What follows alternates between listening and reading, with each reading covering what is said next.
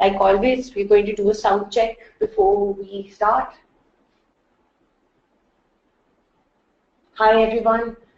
I hope that you can hear me, and if you can, please write down so that we can begin. Good evening.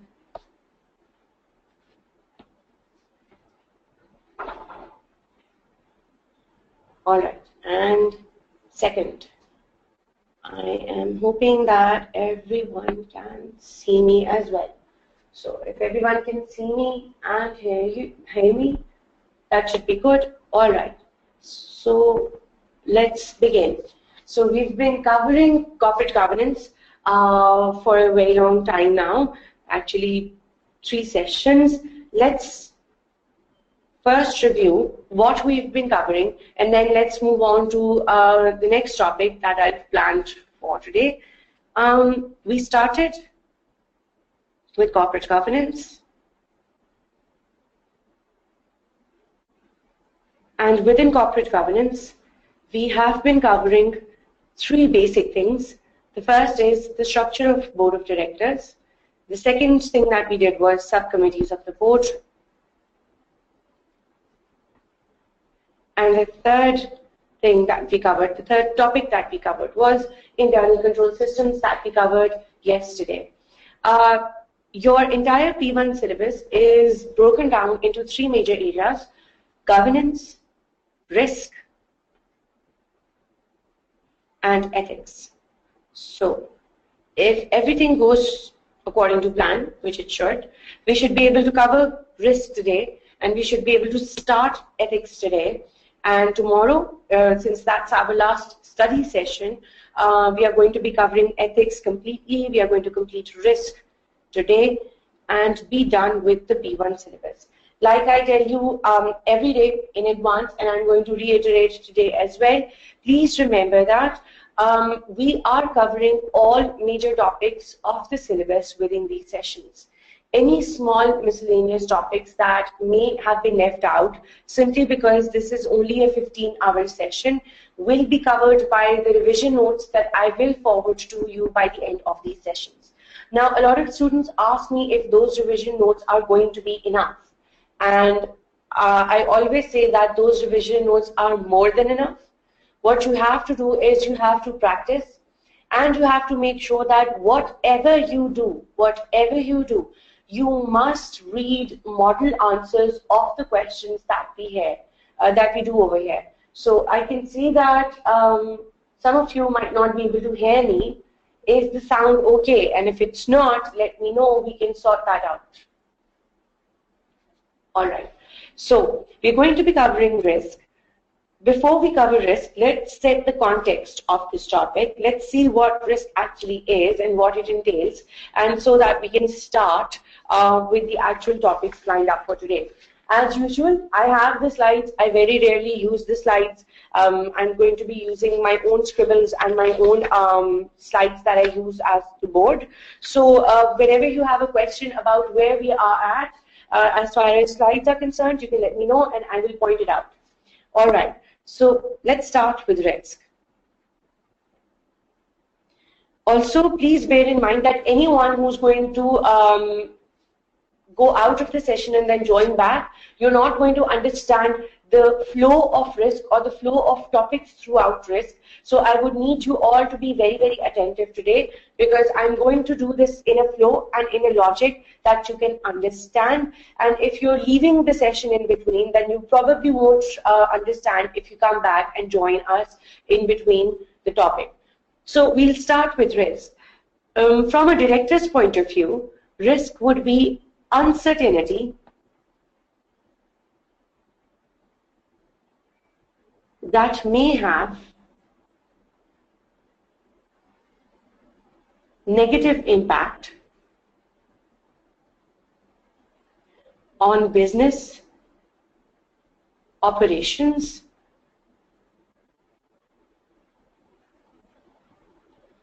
or financials. Now, risk is an uncertainty that may have negative impact on business operations or financials. Now, the key word over here is may. Because as a director, you will have to realize that risk can have negative impact. It is something that you've already covered, that risk is normally negative for the company and can result in losses. And then there are some risks that have upside potential. What does upside potential mean? That some risks have the potential of paying back and are actually opportunities if they are used at the right time so that they can increase shareholder value. So up until now, you have always studied ways to mitigate risk or ways to reduce risk. You are now going to study that as a good director, you will have to differentiate between risks. Those risks that can cause a loss to the organization and those risks that have an upside potential and can pay off to the organization in the form of increases in shareholder value. So as a director, as a good director, you will have to identify both kinds of risks. Now for risk, the guiding principle for directors is that a director and an organization needs to be aware of risks that can affect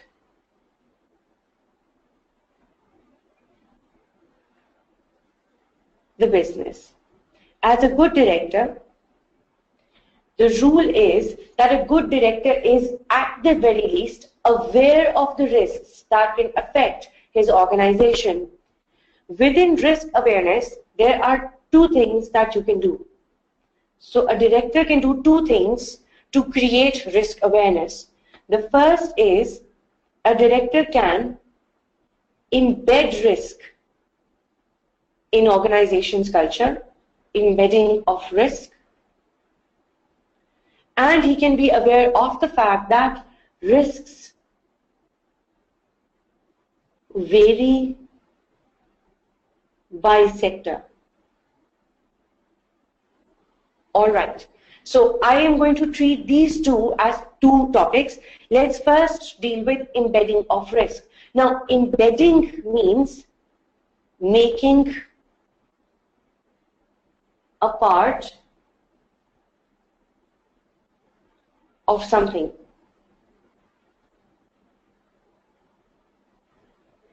So, embedding of risk would be that risk identification should not be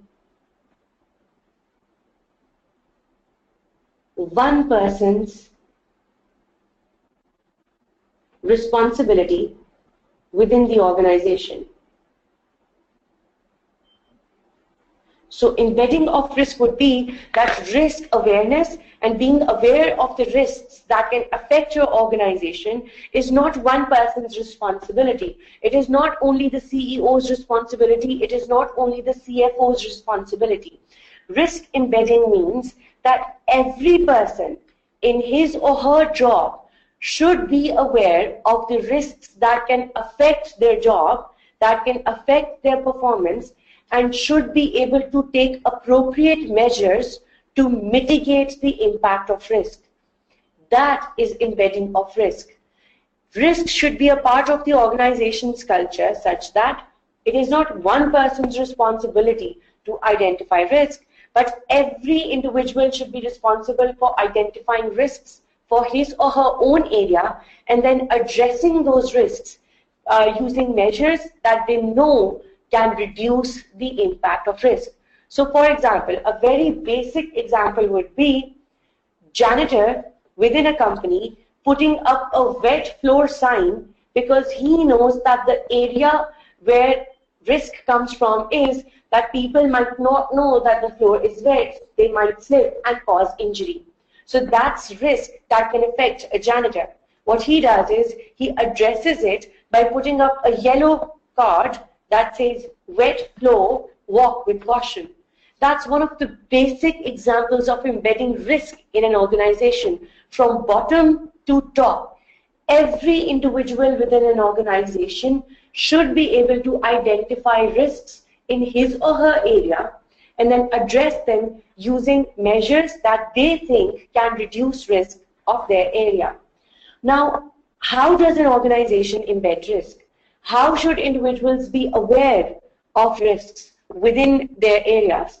The first way of embedding risk in an organization such that every person knows what they are responsible for is by training.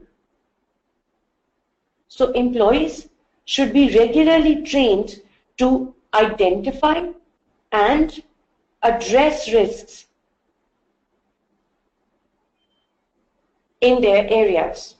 So an IT department should be able to identify what risks are for their department, and a risk could be a breakdown in computer systems or computer hardware, and then take appropriate measures by having backup computer hardware so that if one computer breaks down, they should be able to replace it with the next. Second way of embedding risk within an organization is giving rewards and incentives to individuals that have successfully addressed risk in their areas. So for example, giving HR manager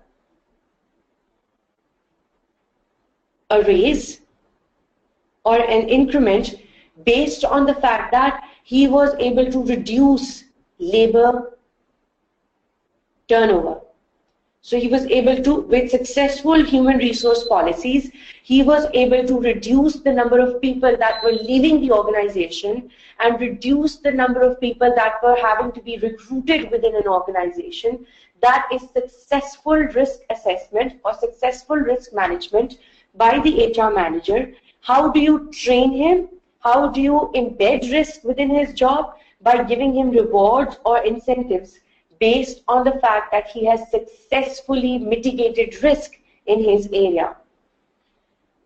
A third way to embed risk within an organization would be to, all right, I can see that the video has switched off.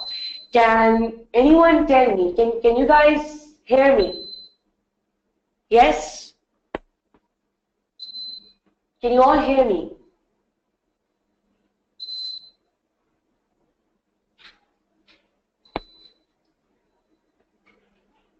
All right, if you can hear me, I can continue.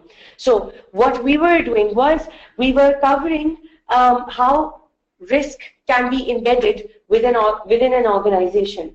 Now, the first way to embed risk within an organization is to provide appropriate training to individuals. The second way of embedding risk within an organization is give rewards and incentives to those individuals who have successfully managed risk or mitigated risk in their areas. The third way of embedding risk within an organization would be make risk assessment a part of job description. So every employee from the day that they join should know that they will be responsible for risk in their areas. So the idea behind this is that risk should not be identified once a year or twice a year. Assessment of risk should be an ongoing process and should occur on a daily basis, since every individual should be aware of the fact that they are responsible for identifying and addressing risks for their areas themselves. So can everyone tell me, do you understand what risk embedding is and how it is managed within an organization? Do you all understand what risk embedding is and how it is managed within an organization?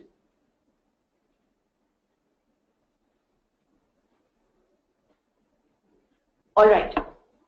Remember, risk embedding would be ensuring that one person within an organization should not be responsible for identifying and managing risks. Risk assessment, the idea that risks should be identified should be an ongoing process. It should be done daily and not just by one person like the CEO or the CFO. It should be, all right, our computer is having issues. Hold on. Okay.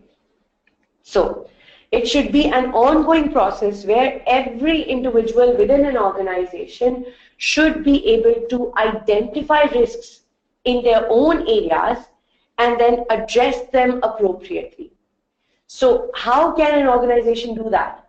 By training employees regularly in ways to identify risks, and we are just going to cover how they can identify risks. So you should just know that employees should be trained regularly in ways to identify risk. They should be given rewards and incentives based on the fact that they have successfully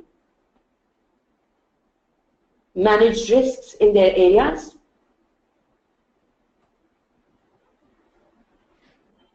And they should know that risk assessment is not just one person's job, it's every person's job. It should be made a part of job description so that from day one, when an employee joins an organization, he should know that risk assessment is his job for his area.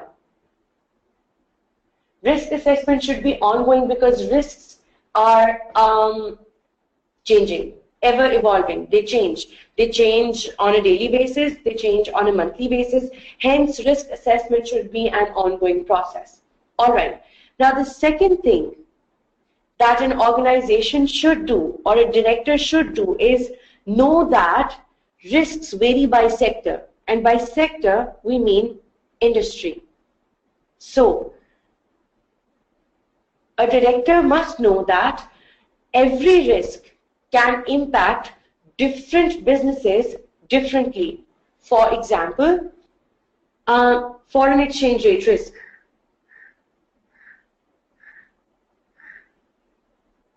Foreign exchange rate risk. This is the risk of fluctuating currency values.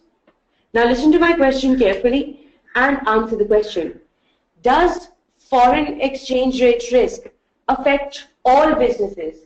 Yes or no? Does foreign exchange rate risk affect all businesses? All right, no. Can anyone tell me which businesses will be affected by foreign exchange rate risk primarily? So which type of business will be most affected by foreign exchange rate risk? Any business that operates in different countries,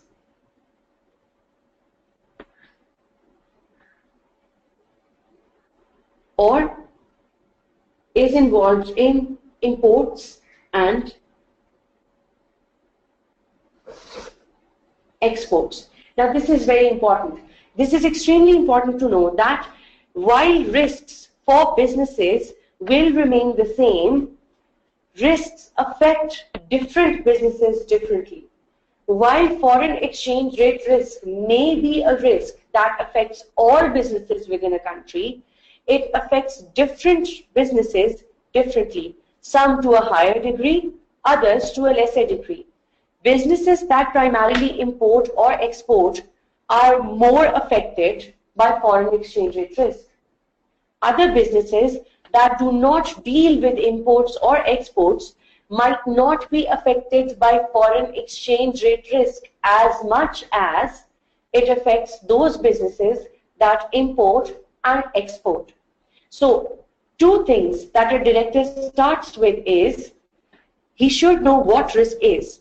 And a director should know that risk is uncertainty that may have negative impact on the business's operations.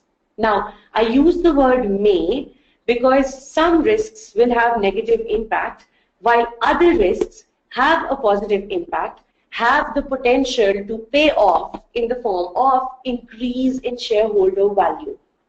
A good director should be able to differentiate between the two. A good director also needs to be aware of the risks that can affect the business. And within risk awareness,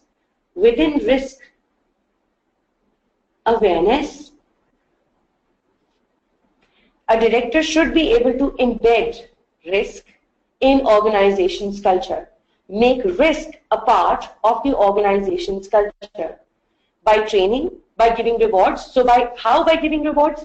By including risk assessment in performance appraisal and evaluating individuals' performance based on the fact that they have successfully managed risks in their area, by also making risk assessment a part of job description. Another thing that a good director does is realizes that all risks cannot uniformly affect all industries. Some risks affect business models differently, while other risks affect business models differently. When a director develops risk awareness, and when a director finds out that there are different risks that can affect an organization, a good director starts developing a risk strategy. Once I know that there is uncertainty that can affect my business, I start developing a risk strategy. What is risk strategy? In simple words, risk strategy would be what to do for risks. Alright, so listen to this carefully. Step one. Step one would be knowing that there is uncertainty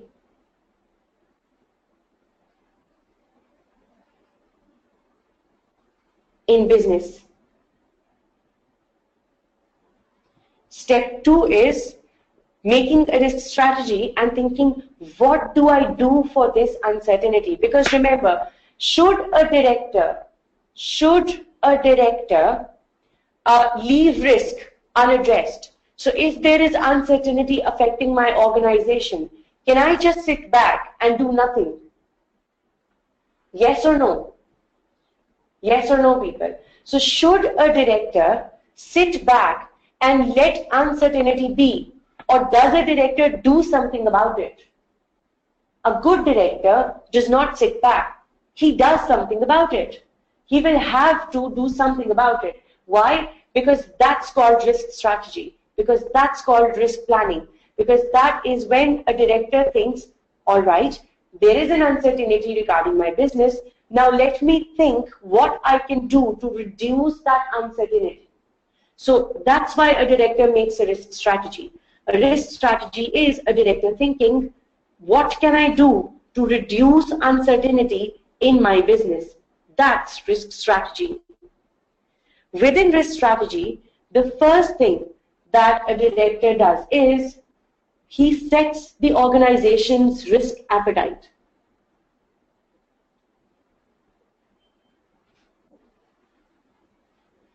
Within an organization, the first thing that a director does is he decides that something must be done to reduce risk.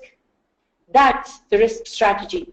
Within the risk strategy, when he starts planning for risk, the first thing that he does is he develops risk appetite. Now, what is risk appetite? What does it mean? Risk appetite means willingness of an organization to take risk. And this is one of the most important topics in your syllabus, risk appetite.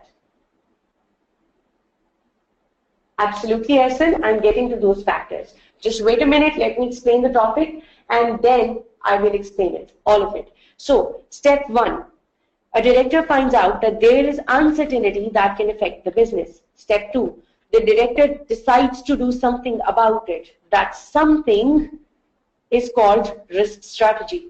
He starts developing a strategy to address the risks that he has found in a business.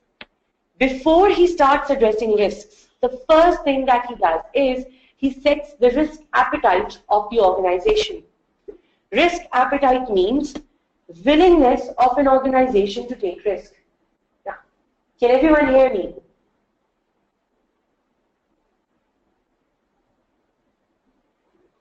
Regina, we are getting to those steps. You will have to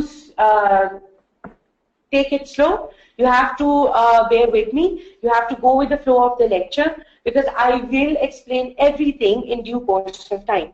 That would be getting ahead of ourselves and we don't want that. So, the second is risk appetite. I need a new page for this, so I'm going to open a new file. Let me do that. Give me a minute. All right. So, risk appetite is the willingness of an organization to take risk. All right. Now, can anyone tell me, do all organizations have similar or identical risk appetites? Are all organizations willing to take risks? Are all organizations willing to take risks? No. Some want to take risks, others don't want to take risks, and there are then some who want to take risks, but only the good kind. Only the kind that can have a positive payoff for the company. Now listen to this very, very carefully. All organizations do not enjoy the same risk appetite, the same willingness to take risk. Some organizations do not want to take risk at all. Other organizations want to take a risk. While there may be other organizations that say, we don't want to take a risk until we know for sure that this risk is going to have a positive impact on our organization. Remember, risk is a very broad term. Risk could also mean innovation, a new idea, right? Name one organization, now general knowledge. Name one organization that shut down simply because it didn't take enough risks. Name one organization that had to shut down simply because it did not take enough risks. BlackBerry, Nokia, well done. So the first company that you think of is Nokia because it didn't take enough risks. It did not come up with the right ideas at the right time. It did not change its products according to the consumer demands at the right time, and they had to shut down. One organization that has been consistently taking risks that have had a positive impact on the business is Apple. They took a risk and they came into the market when no other company was making such an expensive music player, the iPod. Because back when the iPod came into the market was flooded with media players, Sony media players or just media players that sold for as low as 3,000 rupees in the market. And when iPod came into the market, it was as expensive as 40 to 50,000 rupees. Now, in a market that was already flooded with a 3,000 rupee product, Apple took a huge risk. But did that pay off? Absolutely yes. And there was no looking back. So that's the example of a good risk that an organization should take. Are all organizations willing to take risk? No, they're not. So the willingness to take risk, the idea that or the willingness to take risk depends on two things. Risk appetite of an organization depends on two things. Risk attitude and risk capacity. So when a director is deciding how much risk to take or how much am I willing or how much risk am I willing to take, he needs to think about two things, risk attitude and risk capacity. Risk attitude is, do you want to take risk? Simply, do you want to take a risk? And risk capacity would be, do you have enough resources to take a risk? or simply, can you take a risk?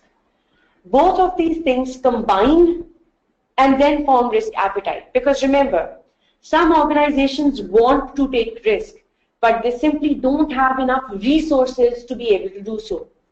Hence, they are unwilling to take a risk. Why? Because they want to, but they simply can't afford it. Other organizations may have the resources, but they might not want to take a risk because that's their culture, because that's their organization. Nokia had the resources. Why didn't it come up with an innovation? Because it simply did not want to take a risk. All of its products were performing very well in the market. So they thought that they could capture the market with its old technology or old products. But the fact was, it could not. It had the capacity, it just didn't want to take a risk. A business creates willingness to take a risk using two things, its attitude and its capacity. Now, there can be three kinds of attitudes towards risk. A business could be risk averse. A business could be risk seeker. Or a business or a director could be risk neutral. These are the three attitudes that an organization can have towards risk. A risk-averse attitude would be, start writing in the chat boxes. This is your question. Risk-averse attitude would be not wanting to take a risk at all or wanting to take a risk. Come on. How can I see that not many of you are answering? My students have never done that. I want you all to participate. I want you all. Where is Tasneem? I can't see Tasneem. Joanna, Regina. There are some names that stand out. Syed, Ali. So, all of you. Are you all here? All right, good. Risk avoider. Risk averse attitude would be avoiding risks at all costs. So well done. Your answer is correct. Risk-seeking attitude would be looking to take risk. It is the exact opposite of risk-averse. Risk-seeker would be risk-taker, looking to take risk, finding new opportunities, going for those opportunities, taking a risk so that risk can pay off. And you've probably heard of this small phrase, risk return payoff. The higher the risk, the higher the return that you can earn. The risk return trade-off. If you don't take a risk, you cannot find return within the organization. So some risks have to be taken. A risk seeker would find those risks. A risk seeker would take those risks, looking for that one risk that can pay off for the organization. And then there are risk neutral companies that say we are going to carefully consider risks and find those that can have a positive impact on the business and only take those risks. Now remember, a risk-averse organization does not want to take a risk at all. At all. Risk seeker says, whatever the kind of risk, I'm going to take it, and whatever comes to pass, I will face it. Risk neutral says, I am not going to either avoid risk or take a risk. I'm going to make a list of risks, carefully consider which one I'm going to take, and then start taking it gradually so that I can go back to my original position if it does not pay off. A risk neutral, absolutely. Essen, you're absolutely right. And Umar is absolutely right as well. And Zen is right. Nawal is right as well. All right, now I can see that you're all here and you're all answering. Nawal was one name that I skipped. I should have remembered it. Nawal often answers questions as well. All right, so risk capacity is, do you have enough resources? Now, what resources are we talking about? The first and the biggest resources that we're talking about over here is finances. Do you have enough money to take risks? What is another good resource to have in order to take risk? What is another good resource to have in order to take risk?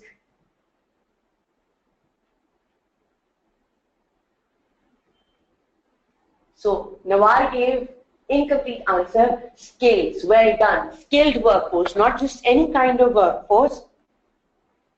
Skilled workforce. You want a workforce that can work with risk. You want a workforce that can maneuver around risk, that can be competent and that can manage risk as quick as possible. So we have now established that an organization's willingness to take a risk would depend on the organization's risk attitude and risk capacity. Tell me, yes or no, do you all understand risk appetite? Just risk appetite. Do you all understand risk appetite and how it is affected by risk attitude and risk capacity? If you understand the three, risk appetite, risk attitude, and risk capacity, please let me know. And very simply put, if I were to put it in a nutshell, it would be risk appetite is the willingness of an organization to take risk. It depends on, does the organization want to take risk? And can the organization take a risk? That would depend on the organization's attitude and capacity. And very quickly, fairly quickly, we've reached the point where you have to do for the first question. It is September-December 2015. Question number 3B. You should have the practice documents with you, I'm hoping.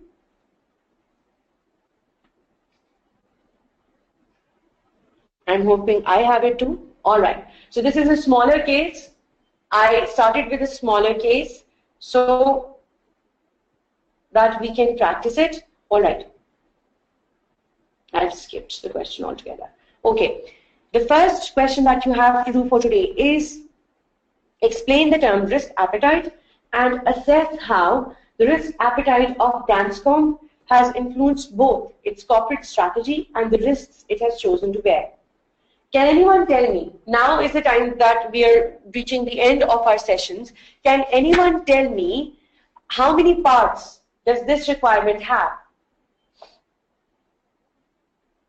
How many parts to this requirement? Muna, be careful, consider it carefully. Rebecca, come on, you guys are good students. Consider it carefully. It has 2 parts. 1 and 2.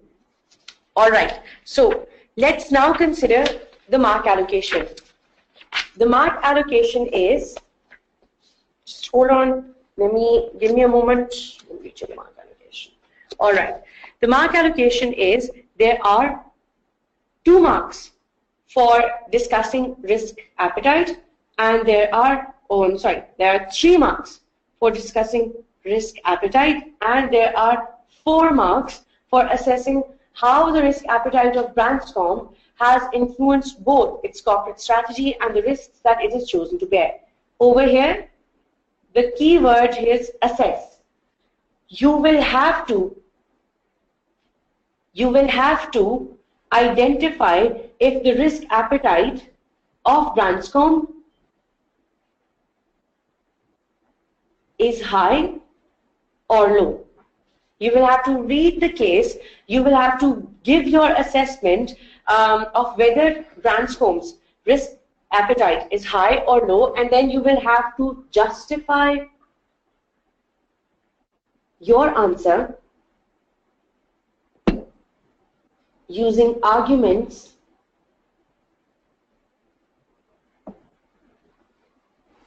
from the case.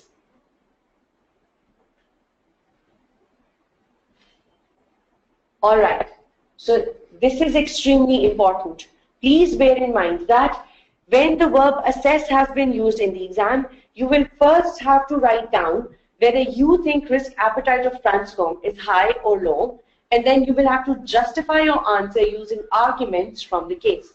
You have exactly 5 minutes to read this question. It is 6:40 now. and we resume exactly at 6:45. Start.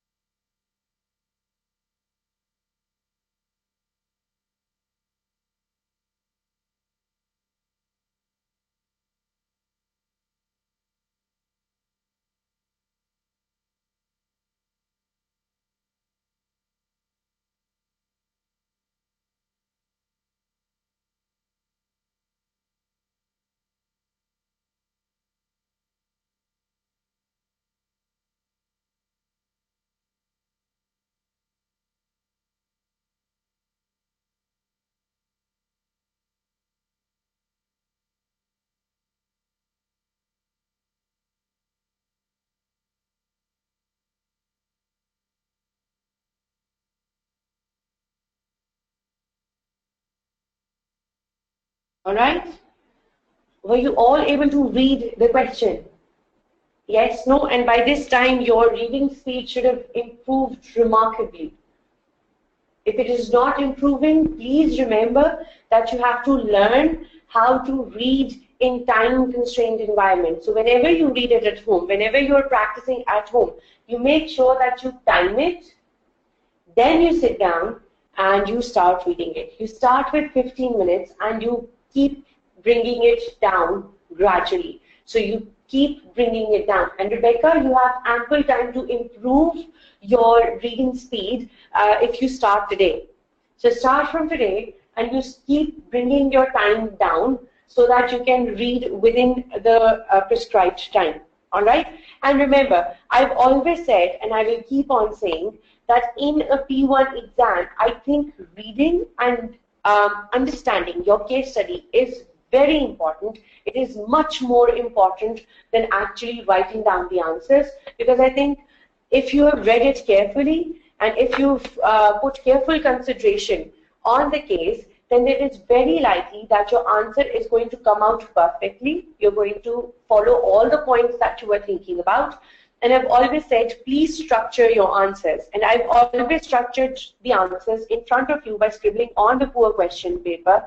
That's because I want to show you that if you structure the answer like we do in the sessions, in the exam, then it is very likely that you will finish before time. And remember, I said this in the first few minutes of the first session, I will say it again. I firmly believe that to pass a professional exam, it is extremely important to finish it.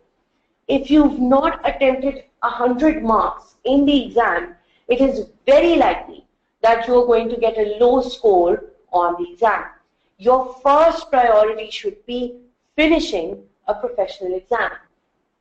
All right.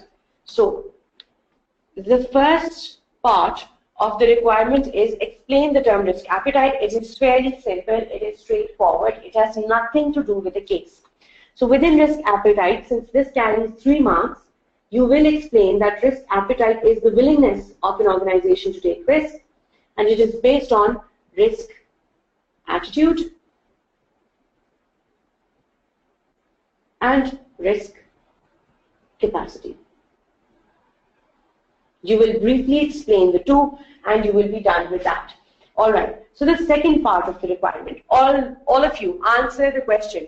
So do you think from reading the case scenario, Branscombe has a high risk appetite or low risk appetite? What do you think? Branscombe has a high risk appetite or low risk appetite?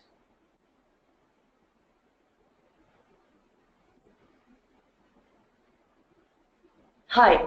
The correct answer is high risk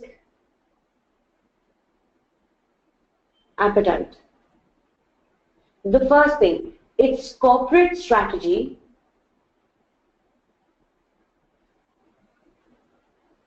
of aggressive growth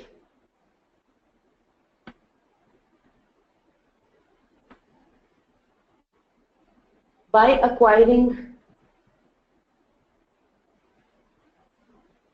businesses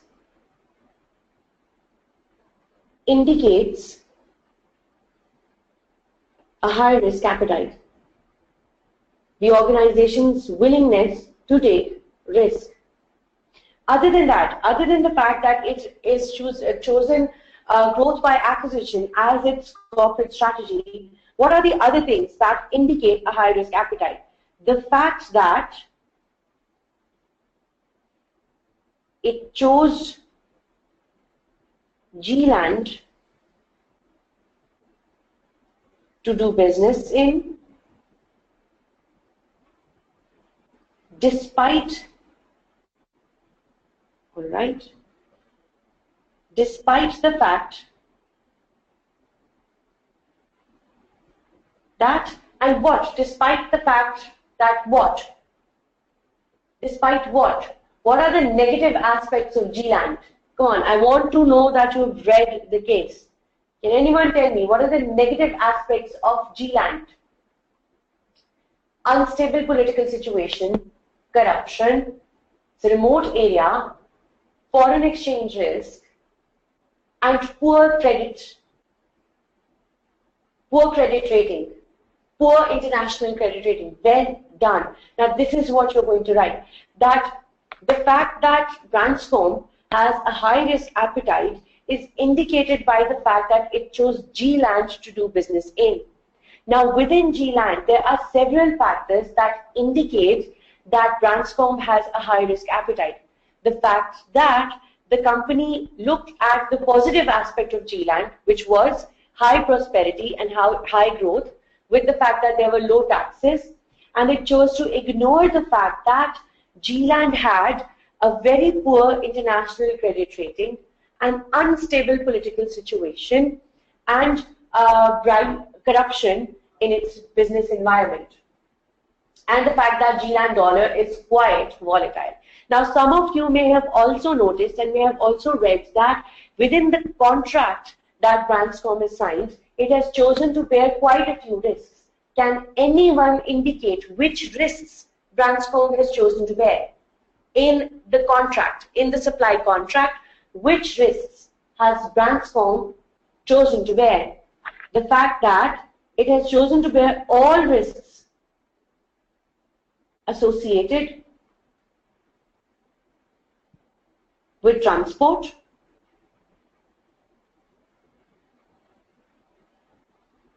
it has chosen to accept payment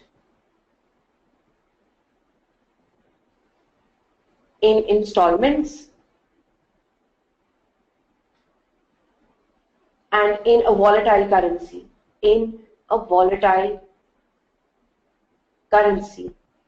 All of these facts combine to show that Branscombe has a high risk appetite. Now, if it were up to me, I would make one paragraph for risk appetite, one line then that would give my assessment of whether I think Branscombe has high or low risk appetite, and then 2 paragraphs afterwards I would discuss the corporate strategy in one of choosing G-Land, and I would discuss all the risks associated with the supply contract in the second. So in total, I would make 4 paragraphs. 1 paragraph for risk appetite, 1 line that would give my assessment, and if you want to count that as a paragraph, then that's a paragraph. In 1 line, I would say that through the assessment of the case, it seems that Branscombe has a high risk appetite due to the following reasons. And then in the next paragraph, I would explain that its corporate strategy of choosing to do business in G-Land shows its high risk appetite due to these factors, and we've already discussed the factors. And then in the next paragraph, I would specify that the supply contracts that it has signed, it has chosen to bear several other risks as well, like the risk associated with transport, like the risk to accept payments in installments, and the risk of accepting payments in the G-Land currency, which is extremely volatile. So that's how I'm going to structure my answer. And if this is written in front of you, the way to write the answer should be very, very simple, and it should take around 3 to 4 minutes to actually write down the actual answer. Let's go back to our initial slides, since we've already done. We'll start with that. All right. So I'm just going to start scribbling on this now and go to the next topic. So now listen to this carefully. Where did we start at? We started by knowing or finding out what risk was. Then we covered that a good director embeds risk in organizational culture. He then develops a risk strategy, so a plan to know what to do about risks. And within risk strategy, the first thing that a director is going to do is develop the risk appetite of an organization. Risk appetite is based on 2 things: risk aptitude and risk capacity. We are now going to do, when risk appetite has been developed, the next step is risk management. This comes after risk appetite, risk management. Now we are going to identify individual risks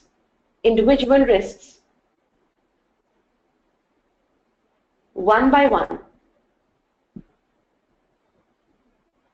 Because up until risk appetite and risk strategy, we were talking about organizational risks as a whole.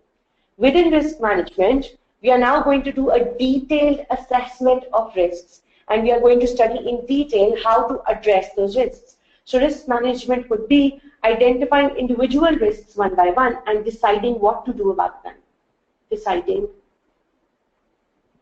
what to do.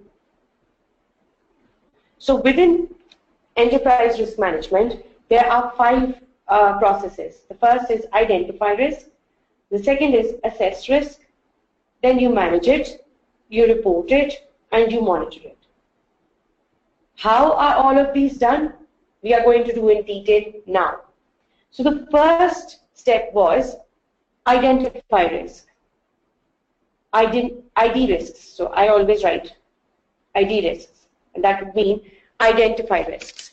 Within identification of risk, there are 2 things that we need to do. What kind of risks should be identified? And how should they be identified? How should risk be identified? So what and how? The first step of enterprise risk management is identify risks. We are going to cover what kind of risks, and we are going to cover how should risks be identified. Let's do how first. Let's do the how first. How should risk be identified? So, risk should be identified by use of models such as SWOT and BEST.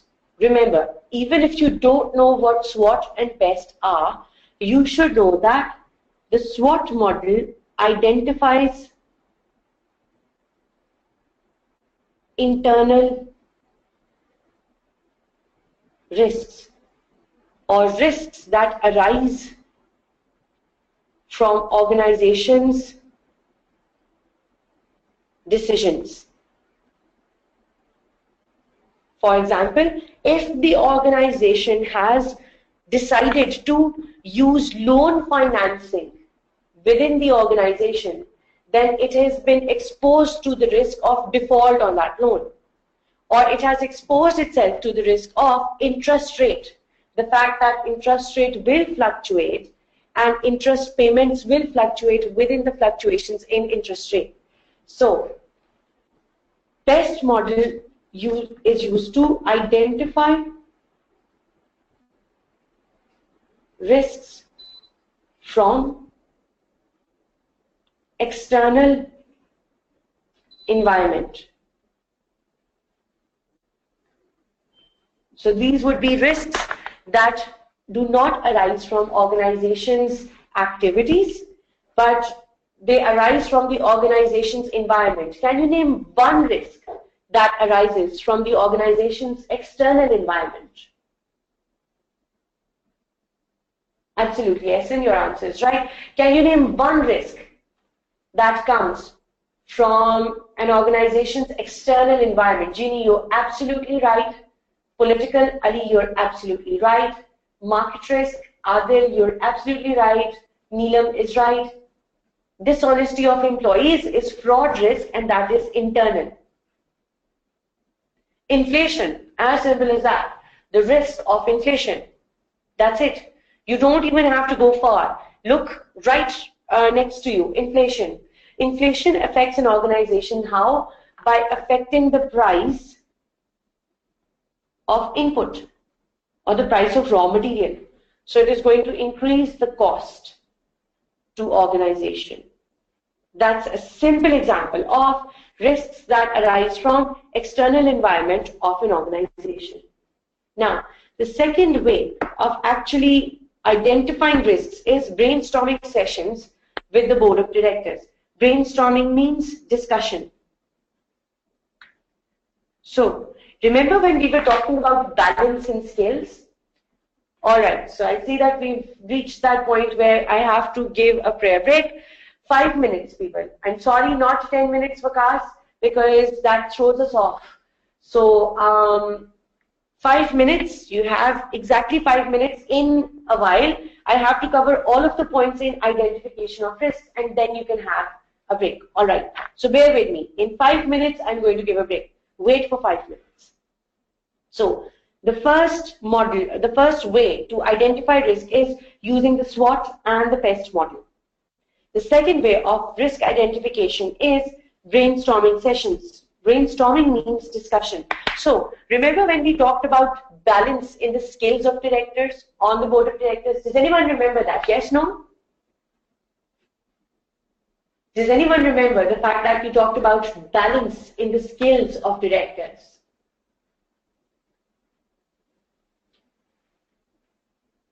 And do you think skills and experience? Well done.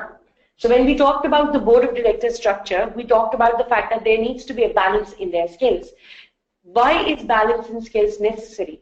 To help in these brainstorming sessions. Because every time these brainstorming sessions will be conducted, every time these brainstorming sessions will be conducted, new ideas will come and risks will be identified. And this is important.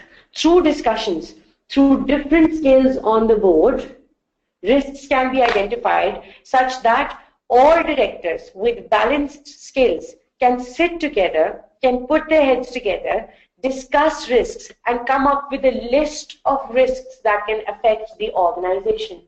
So a finance director can tell the organization the financial perspective of risks. Similarly, the marketing director can tell the board of directors if there are any risks that are associated with the marketing of the company, so on and so forth. You can use the risk questionnaires for staff throughout the organization. So you can give staff a list of questions to take yes or no, and with the help of that questionnaire, you can make a list of risks that affect the organization. So you could start questions with, do you think that the organization is exposed to risk? They take yes. And you write down the next question would be, if yes, please specify which risk. The next question could be, have you faced a risk in the past? They take yes. And the next question should be, if you take yes, then specify which risks have you faced in the past, so on and so forth. The fourth could be hiring consultants, independent consultants that can identify risks for an organization. So when you're talking about identification of risks, we first talk about how. How should risks be identified? They are identified using 4 processes. You can either use the SWOT and the PEST model. You can conduct discussion sessions or brainstorming sessions with directors. You can use risk questionnaires, or you can hire risk consultants, external risk consultants. In all 4 processes, you will identify a list of risks that can affect an organization. You have a 5-minute break. I'm just going to erase some portion of this so that I can write down about the break. 5-minute break. Please say your prayers, come back so that we can resume the session. All right. So it is 7:04 right now. We resume at 7:09. Hurry up.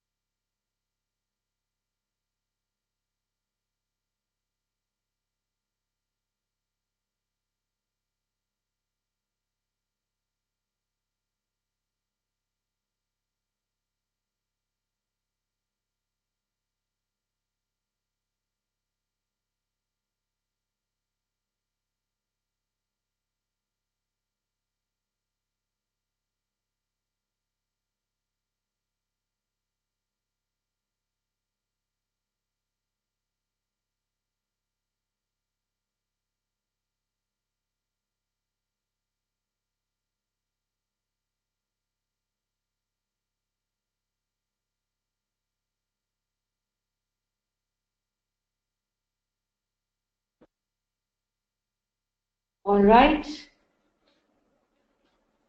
Is everyone back? Yes? You should be back. We have to resume.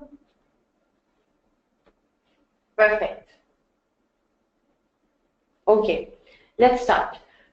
So we were talking about identification of risk, and within identification of risk, we have to do two things. So the first is how, and we've already covered that, and we are now going to cover what. So what sort of risks, what kind of risks should be identified. So the first kind of risk that we are going to be talking about is strategic risk and operational risk. So these are the two broad categories of risk that can affect an organization. Strategic risk, very simply, if I were to define strategic risk, it is the risk that arises from long-term decisions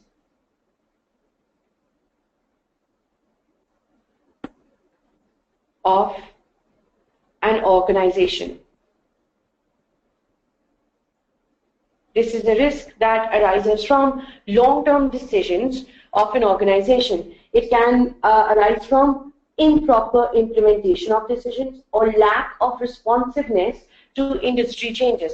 So any risk that arises due to the wrong strategies of a business is going to be strategic risk.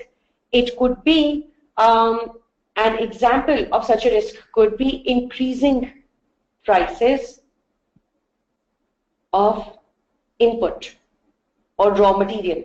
That could lead to an increase in cost, and the business would then have to increase the price charged, leading to disgruntled customers. Another strategic risk could be not getting a patent on its products. Can anyone tell me why this is a strategic risk? Come on, in the chat boxes. I want to know that you guys are all back. Can anyone tell me why this is a strategic risk? The fact that an organization might not get patent on its products. So patent would be a legal document that protects the ingredients of your product or protects how your product is made.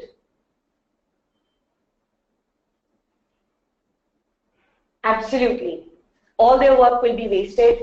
Waste of research and development. Azmina, well done, welcome. I think this is the first time that you're answering over here today. Rebecca has already answered. Well done. Your competitors will use it, Mars. Well done. All of your answers are correct. This exposes the business to the risk of competition and substitutes in the market. So yes, you're all right. This is a strategic risk because this arises from the business's wrong strategy to not register a patent on products, and which will eventually, in the long term, reduce cash flows from the product, since similar products will be introduced into the market. So strategic risk is normally, and now let's just put some important characteristics of strategic risks over here. It is long term. It affects the organization in the long term. So if you don't get a patent today, over 5 years, several similar products will emerge, and over 5 years, the cash flows from your product sales will go down.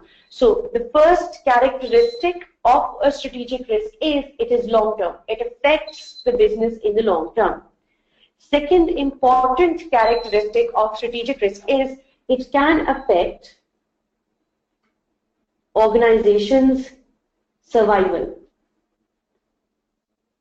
So if revenue goes down substantially, if cash flows from the product go down substantially, then eventually they can have a significant impact on the revenue and organization will have to shut down. So that's the second important characteristic of strategic risk. Number one, strategic risk is long term. It can affect the organization in the long term because it arises from long term decisions taken by the organization. The second important characteristic of strategic risk is it affects the organization. It can affect the organization's survival. Third important characteristic of strategic risk is it requires gradual response in the form of long-term strategic decisions. So, now listen to this carefully. I am going to prolong the example that I was giving you. So, the example of strategic risk is not registering a patent on a product. Now, it can affect long-term because it will have an impact on the long-term because over 5 years, it can reduce the cash flows from the product. It can affect survival of the organization because it will reduce the revenue that is earned from the product. And it requires gradual response in the form of long-term strategic decisions. So if you failed to register a patent on a product in the market and substitutes start getting introduced into the market, how can you respond to this risk in the long term? You can introduce newer, innovative products in the market, but that would take time. So can you respond to strategic risks overnight? The answer is no. Since strategic risk is long-term, its response has to be long-term as well. You cannot respond to strategic risk overnight. This can affect the organization's survival, so the business would have to carefully think about it and then implement a suitable response over the long term. A different risk is operational risk. Operational risk arises from issues in day-to-day operations.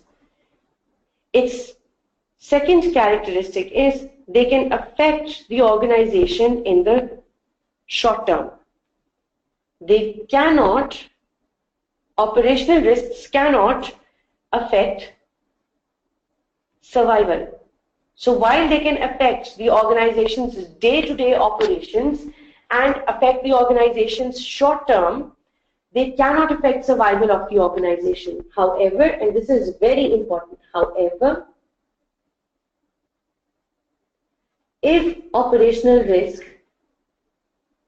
is not addressed, it can become a strategic risk. If operational risks are left unaddressed, then they can become strategic risks. Now listen to this carefully. Strategic risk and operational risks are different. Strategic risks are long-term, while operational risks are short-term. Strategic risks can affect the survival of the organization. However, operational risks cannot affect the survival of the organization. Strategic risks require a long-term, well-thought-out response. However, operational risks require immediate action by the organization. They will require immediate action.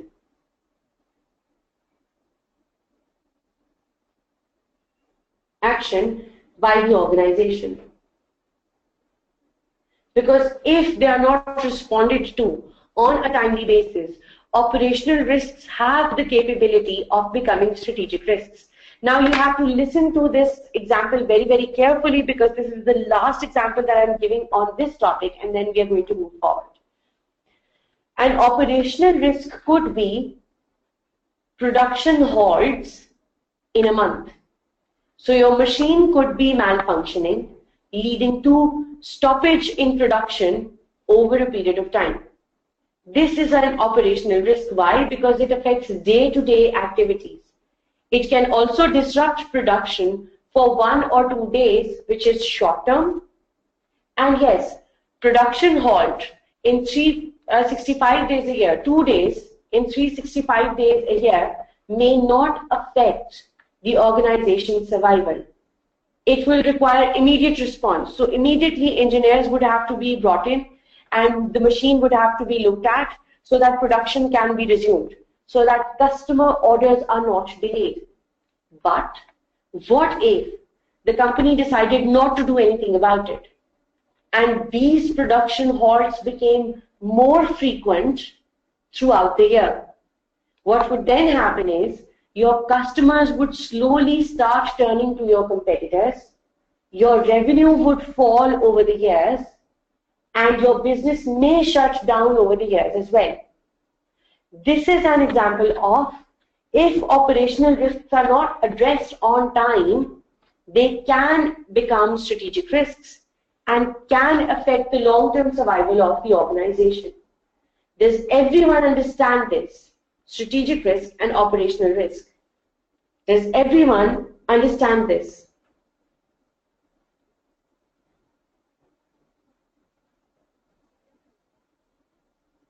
All right, that's perfect then. Thank you. So let's move forward and do types of risks. So how many types of risks are there? How many types of risks can affect the organization's businesses? So because if you do not get a patent, your product may get copied. Similar products will come into the market and the business may experience a loss of revenue because now your customers will start going to your competitors as well. So that will happen if you do not get a patent on your product on a timely basis. All right, so let's start with credit risk. So this is the first kind of risk. All right, now listen to this carefully and tell me if I'm clear on this. I will explain the risk and you will tell me what to do about it. I won't ask, you will start typing. Does everyone understand? Yes? So I want you all to pay attention. I want you all to start typing in the chat boxes. So everyone, do you understand what I've just said? I am going to explain the risk. You are going to tell me how to address it. What do we do about this risk? Yes? No? Everyone, in your chat boxes. So I hope you guys are ready, because there are lots of risks that we can do. And since I don't want you guys falling asleep on me, let's do this. So together, everyone, you have to start typing in the chat boxes. So the first is credit risk. This is the risk that customers may not pay bills on time. It is also called the risk of default or the risk of bad debts. So this is the risk of bad debts. What do we do? Very quickly. I'm not going to validate answers, so come on, quickly, in the chat boxes, start typing up. What can we do to reduce credit risk? The risk that customers may not pay bills on time. The risk of bad debts. Good, deal in cash, factoring. So I'm reading all of your answers. If I don't say it, please understand that I am reading them. I promise. Lower credit period, so you're all right. Well done. Excellent. Let's move on to the second one.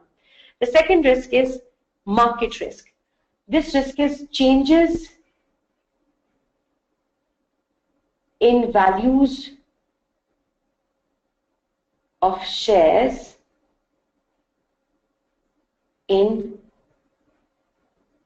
the stock market or the market. Fluctuations in the value of shares in the market. So screening, monitoring, Sajad, well done. So how come I do not know your name? Now I will. Hedging. Hedging is another way of actually addressing market risk. That is changes in the value of shares in the market. Diversify portfolio, well done. Investing in multiple industries, well done, Arsana. Diversification, well done, Vakas. Excellent. All of you, that's extremely well done. Use a broker. Regina, well thought out.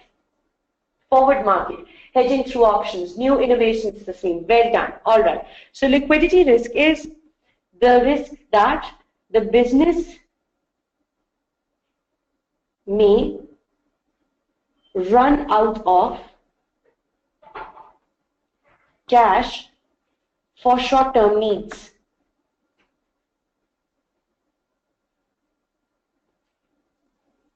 So liquidity risk is that the business may not have enough cash available in the short term to meet its needs. So the need to pay suppliers on time, the business may not have enough cash available to meet its short-term operational needs like paying its suppliers. So what can a business do? A business can ask for payments from receivables over a shorter period of time and negotiate a longer credit period with suppliers.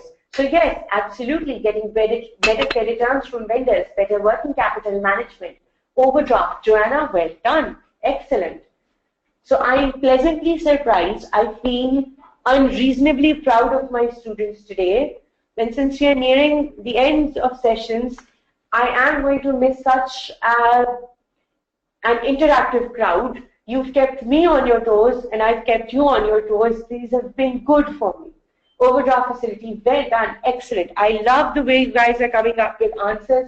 You have to keep coming up with these answers so that I know that you understand the risk. So liquidity risk was that the business may run out of cash in the short term to meet its operational needs like paying suppliers on time. Well done, Samson, excellent. So the next is exchange rate risk. We've already discussed exchange rate risk so much in detail that I'm just going to write exchange rate risk is changes in values of multiple or different currencies. What can we do to reduce exchange rate risk? Hedging, well done. Or what else? Come on. How come you guys are not coming up with ideas? Start writing. Hedging. Dealing in local currency. Arsalan, well done. Well thought out. Regina is right. Nawal is right. As usual, where's Samson? Where's Sayed? Where's Arsalan? Rebecca, open a foreign bank. Swap. Good. Well done. Matching. Forwards. Invoicing in the home currency. Suhail, excellent. Foreign loan, netting, Mars, absolutely yes. Usman is absolutely right. So several options that are available to a director to manage exchange rate risk. You can hedge, you can deal in the local currency. You can also net off cash inflows and outflows in that specific currency. You can use future contracts or whatever it is that is available to you. The next risk is interest rate risk. This risk is the risk of fluctuations in interest rate that can make loan borrowing expensive. So, interest rate risk is that you might have taken a loan on 10% floating charge and it might become 15% in a year, and then the business would have to pay 5% extra, making loan expensive, increasing the cost in your profit and loss. So what do you do? What do you do for that? Interest rate risk. Interest rate swaps. Wow, I am surprised that you know about these high complex derivatives. You scholars, good, Mohammed. Cash flow hedge, or Hassan is absolutely right. I was thinking, why didn't anyone come up with that idea? Make loan agreement for interest rate to be fixed. Hassan, well done. Excellent. Guarantees. Good. Well done. All right. Next, derivative risk. The fact that your derivatives may fluctuate in values. Now, what are derivatives? All of the things that you've been telling me. Options, swaps, collars. They are all examples of derivatives. And with derivatives, there is a risk that the use of derivatives can expose the company to fluctuations in values of derivatives. So normally companies in economies where derivatives are extremely expensive avoid hedging using complex derivative options. They don't use derivatives simply because they are extremely complex to use. So what they do is they net. They use the Treasury Department. They use other options available to them. Next, legal and compliance risk. So the next risk is legal and compliance risk. Now, legal and compliance risk is the risk of breach of laws that may lead to suspension of operations, or it may lead to fines and penalties. Can you tell me what to do for this? Come on. Derivatives, all right. So in P1SN, derivatives are the details of derivatives are not in your syllabus. However, just to put a very brief focus on this, derivatives like options or collars or swaps are extremely expensive, and their value fluctuates in the stock market as well. So derivative risk is that you may have bought derivatives and they may lose value. A good management technique is avoiding derivatives altogether. Not only are they complex, they are expensive and their value tends to fluctuate in the stock market. So a good management technique would be avoiding them altogether. Setting up an audit committee, Jawad, they're absolutely right. Compliance department is right. Knowledge about laws and regulation is right. Hiring a legal counsel, hiring a lawyer, having an audit committee, having a legal and compliance department are all answers to legal and compliance risk. Legal and compliance risk would be the risk of breach of laws that may lead to suspension of operations or fines and penalties. This exercise has been good in me knowing my students and the students keeping me and themselves on their toes. All right, so next list of risks. So you're not done. If you thought that you were done, you're not. You have several risks to go through. Keep giving me answers. I am liking this part of today's session. So the next risk is political risk. Political risk is the effect of policies of government on business environment. All right, now listen to this very, very carefully because you should know this risk in detail. Political risk arises in economies where there is an unstable political situation. I need you all to listen to this carefully. Unstable political situation. Why is unstable political situation a political risk? Because when political regimes are unstable, then policies keep changing as political regimes change. And changes in policies bring fluctuations to business environment. Businesses find it hard to operate and formulate strategy in a country where the political scenario keeps changing, and with that, policies keep changing as well. So if I'm a director and I can't forecast what the political scenario will be like in a year, then I cannot make a strategy that incorporates all of the economic factors, political factors, and social factors because I don't know what the political scene will be in a year. That is political risk. Remember, how is politics linked with the business environment?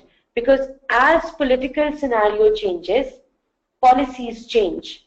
And these fluctuations in policy affect the business environment.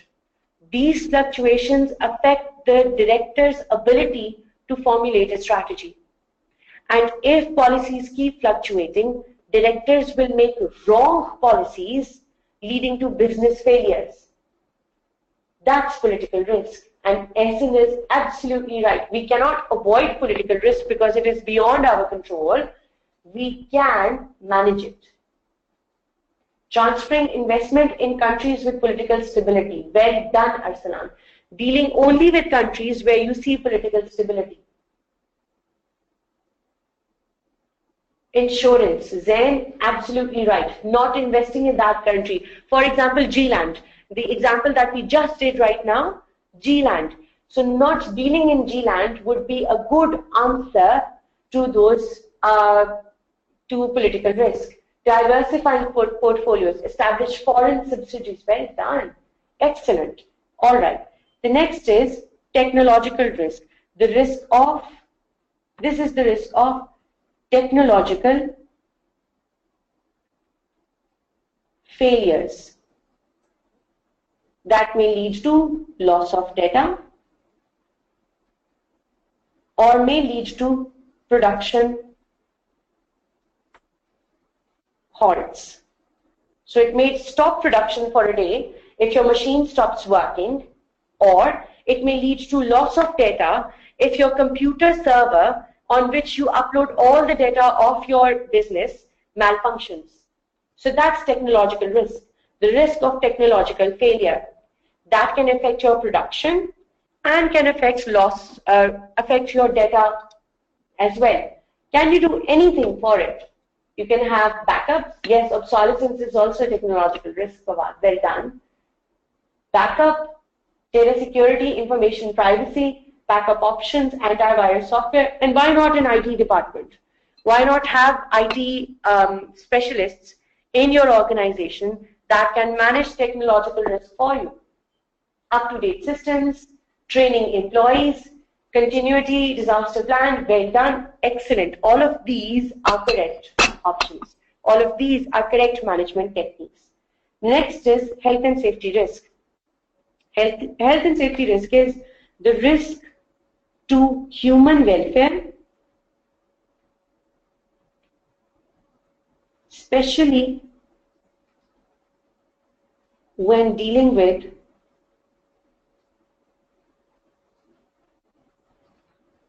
toxic material, toxic products.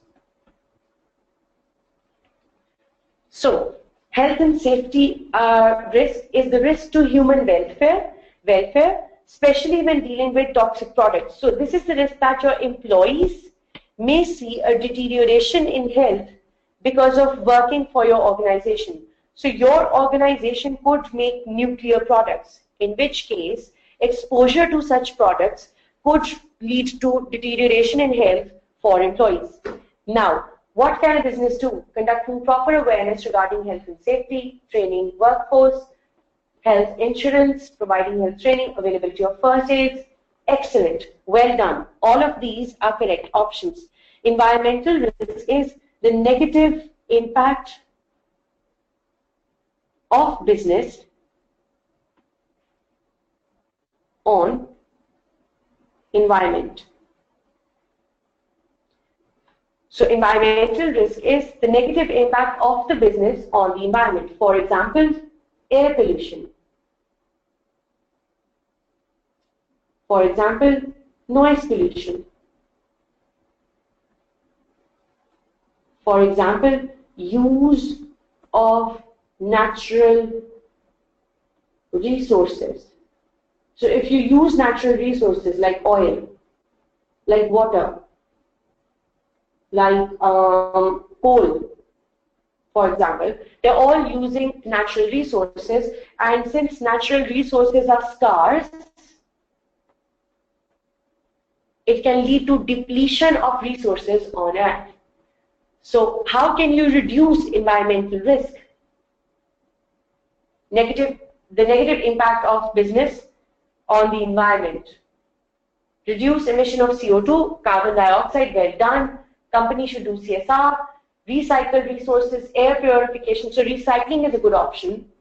Cleanup or treating pollution before disposing is a good option. Using supplements of wood, using renewable energy are all good options to manage environmental risk. Now, the next risk is fraud risk. So I shouldn't have to explain fraud risk. You should know this. Fraud risk is the risk of fraud by employees. And the first thing that should come to your mind is controls. You need controls to mitigate this risk. How do you mitigate the risk of fraud? By having a better control environment. Arsalan, I love your answer because you've used a term that we use in P1. Well done. Segregation of duties, internal audit, Sunesh, absolutely right. Mohsin's right, segregation of duties. Competent and capable employees, that's a good answer as well. Well done. All of them are right options. Now, the next risk is reputation risk, the risk of negative reputation or bad reputation in the market. And we've all seen that that affects the business's share price.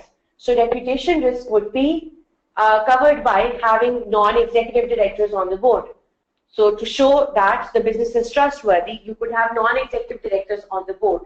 Reputation risk could also be managed by clear and transparent reporting through monitoring, through audit, code of ethics, brand manager, public relations manager, contributes to the community, yes, donations, using donations, and then marketing them in order to show that the company does work for welfare as well. Now, next, I'm just going to erase some scribbles so that I can leave space for myself for business property risk. All right. So for business property risk, this is the risk that the business may be seen as doing the wrong thing.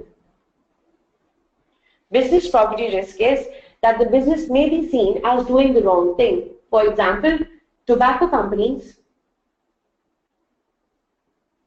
face business property risk because several groups associate tobacco with cancer. So, how can we manage business property risk? Creating public awareness, having NEDs. So this is, by the way, the same risk as reputation risk. So these are all both in line. Reputation risk and business property risk are in line. They are similar. All right, and this is extremely important. By having NEDs, by having public relation department set up, by raising awareness, by using donations. So, did you know that by far tobacco companies are the biggest contributors to research and development for cancer remedies? Did you know that all over the world, tobacco companies are one of the foremost, this industry is one of the leading industries that makes frequent and regular donations to the research and development of cancer. So in order to diagnose cancer earlier, in order to treat cancer better, this industry makes these donations in order to reduce business property risk, in order to reduce reputation risk, because they know that their product is associated with a disease. So what do? They start creating health awareness. They start investing in research and development. They start looking for remedies. And the last risk is entrepreneurial risk. The fact that, all right, so in your chat boxes, so the last answer that you're going to give for some time, in your chat boxes, can anyone tell me what is the difference between an owner and an entrepreneur? What is the difference between an owner, a business owner, and an entrepreneur? So here, yes, the answer to your question is yes. What is the difference? Come on, people, in your chat boxes. I know you're tired of typing, but you have to type still. Keep going. Come on. The difference between an owner and an entrepreneur. Innovation. Well done. Rebecca, excellent. Most of you know. Tasneem, absolutely right. An entrepreneur innovates. An entrepreneur brings in new ideas. An entrepreneur is a risk taker. So entrepreneurial risk is lack of innovation in business. That's entrepreneurial risk. How is this covered? By having frequent brainstorming sessions with directors and by encouraging directors to bring in new ideas into the company so that they can be implemented and the company can benefit from them. So these were the types of risks that can affect an organization. Remember, let me know. Let me close some Word documents down so that it doesn't slow us, and let me open another Word document. All right. So, okay.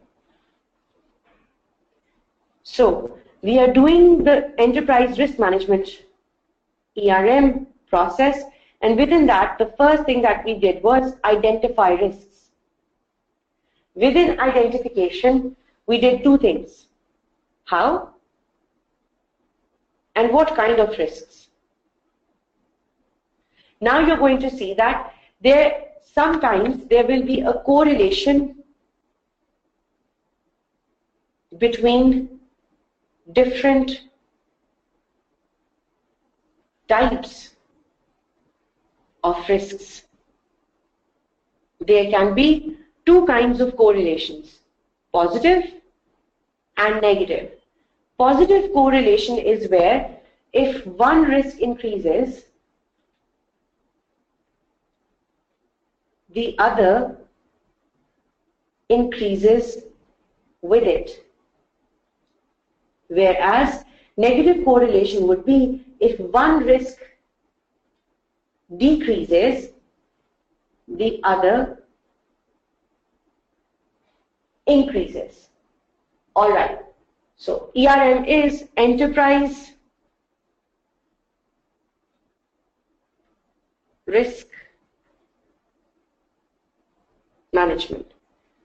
So your slide only says risk management. It is often called enterprise risk management, and the short form is ERM. And interestingly, Fawad, this is one of those abbreviations that I have not made. So I did not coin this term. ERM is a proper term used in P1. So you can use it too in the exam. ERM stands for Enterprise Risk Management. All right.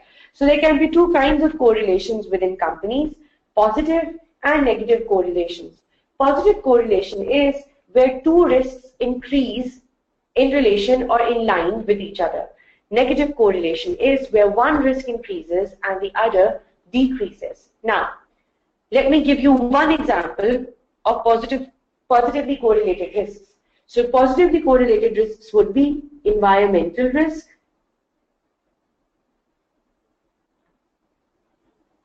and reputation risk. If a business is affecting environment negatively, it is most likely to experience negative reputation in the market. So if your environmental risk is high, your reputation risk is also high, most likely. This means there is no difference. Is there any difference between COSO ERM and normal ERM? No difference, just difference in wordings, the same. All right. So, do you all understand how environmental risk and reputation risk are positively correlated? If an organization is polluting the environment, if an organization has a negative impact on the environment, then it is most likely to experience negative reputation in the market as well. That's the positive correlation between reputation risk and environmental risk. Now let's look at negatively correlated risk. Now, I'm going to take the same example further and say, in order to manage environmental risk, the business imports new machinery to use in its factory. For that import, the business will have to take a loan, leading to financial risk or interest rate risk. What you just did, interest rate risk. So interest rate risk just went up But due to the import of new machinery, your environmental risk went down. That's the example of negatively correlated risks. So sometimes risks will be positively correlated, where when one increases, the other increases with it. Or sometimes there will be negative correlation in risks, where when one increases, the other decreases. So risk correlation is also important in risk identification. Now the next step to risk management is, just let me open a new file. All right. So the next step to risk management is risk assessment. All right. So second is risk assessment. Now this is very important. Risk assessment is how important is each risk for organization. All right. Just answer this in yes or no. Just simple yes or no. Can anyone tell me, are all risks equally important for an organization? Are all risks equally important for an organization? Are all risks equally important for an organization? So here, absolutely right. It depends. And the correct answer is no. They are not equally important for the organization because they can affect the organization differently, which means they will be differently prioritized within an organization. Some risks will be more important than the others. So how does the organization know? How will an organization find out which risks are important? The organization uses two parameters: likelihood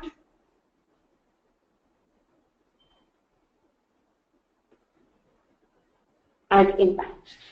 There are two ways to find out. Absolutely, Jawad, just like stakeholders.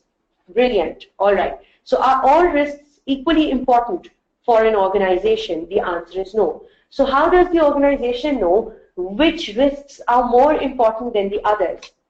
By looking at likelihood and by looking at impact.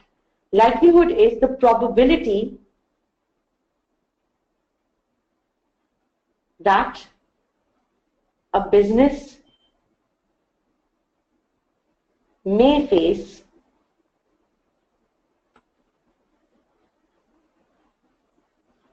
the risk. And impact is when the business faces the risk, how much loss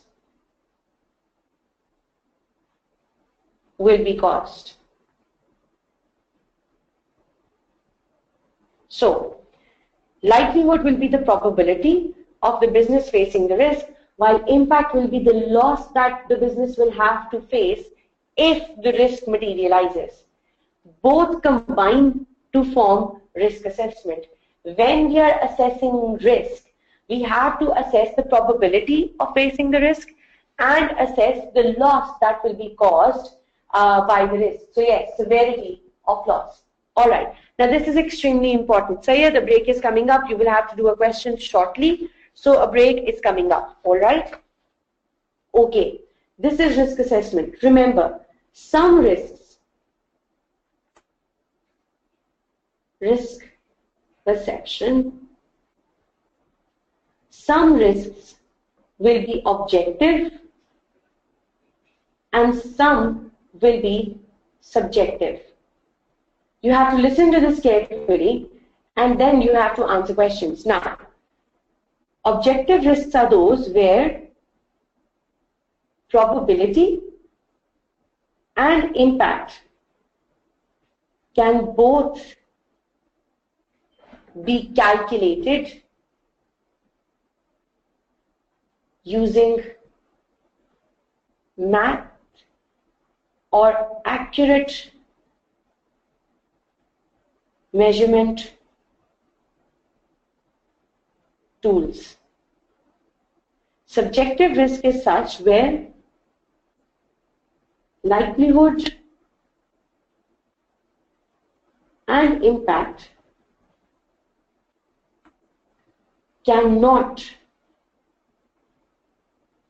be measured. For example, the risk of natural disaster. Can anyone tell me, risk of natural disaster, will it be objective or subjective?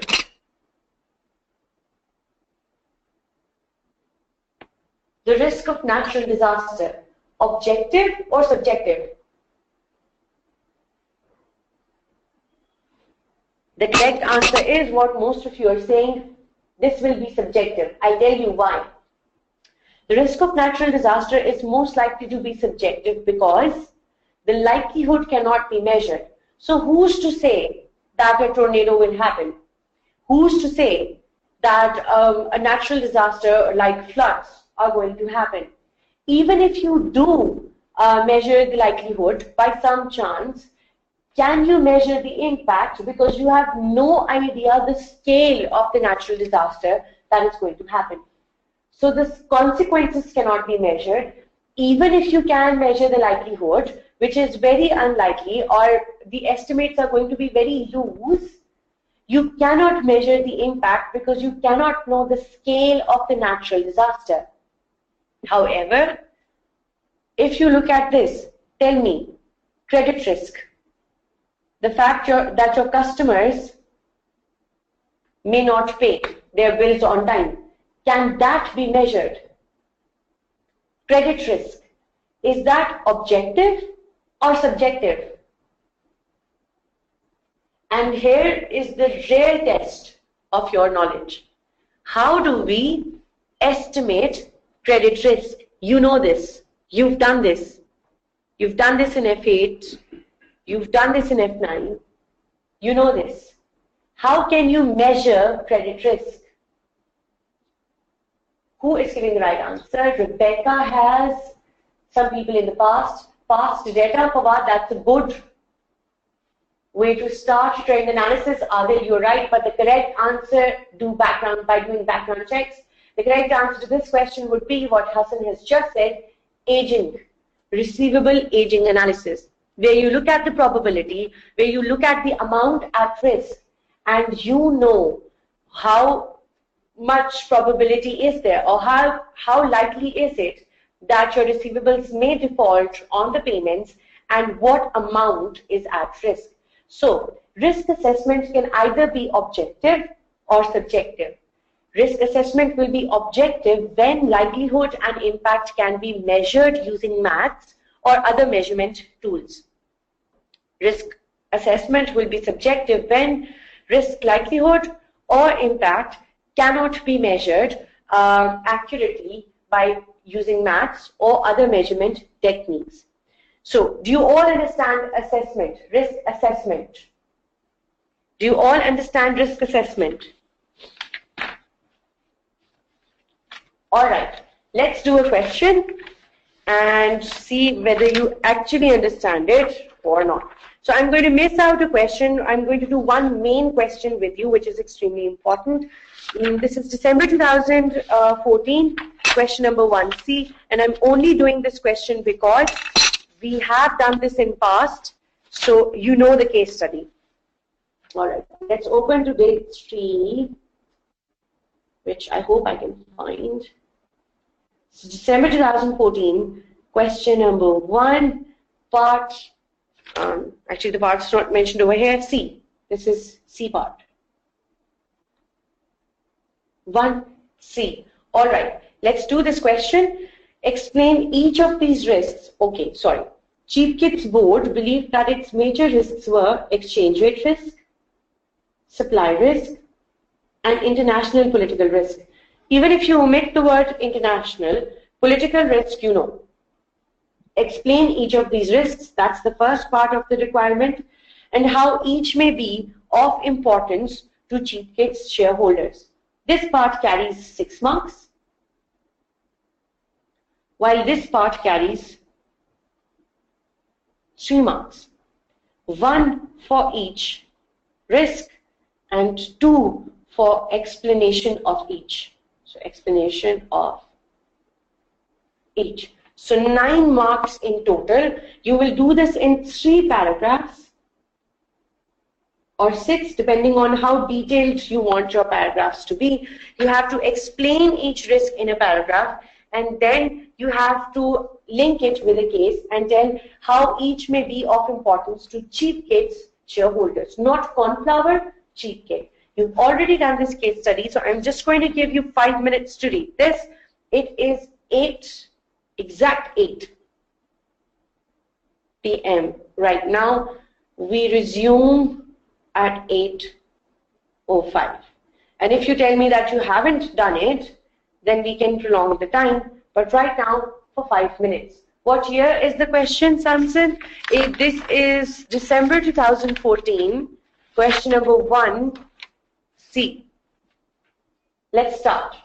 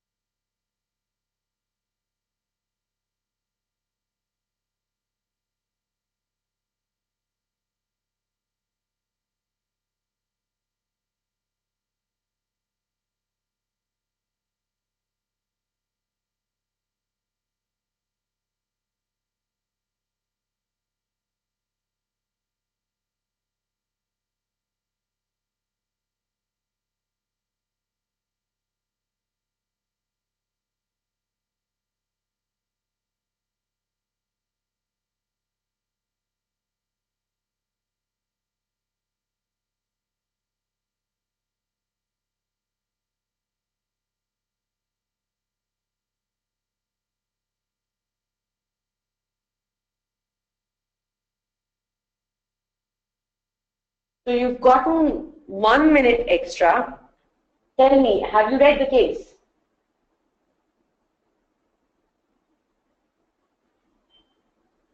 Everyone, are you here? Are you listening? Alright, yes, no? Okay, you weren't able to read the case.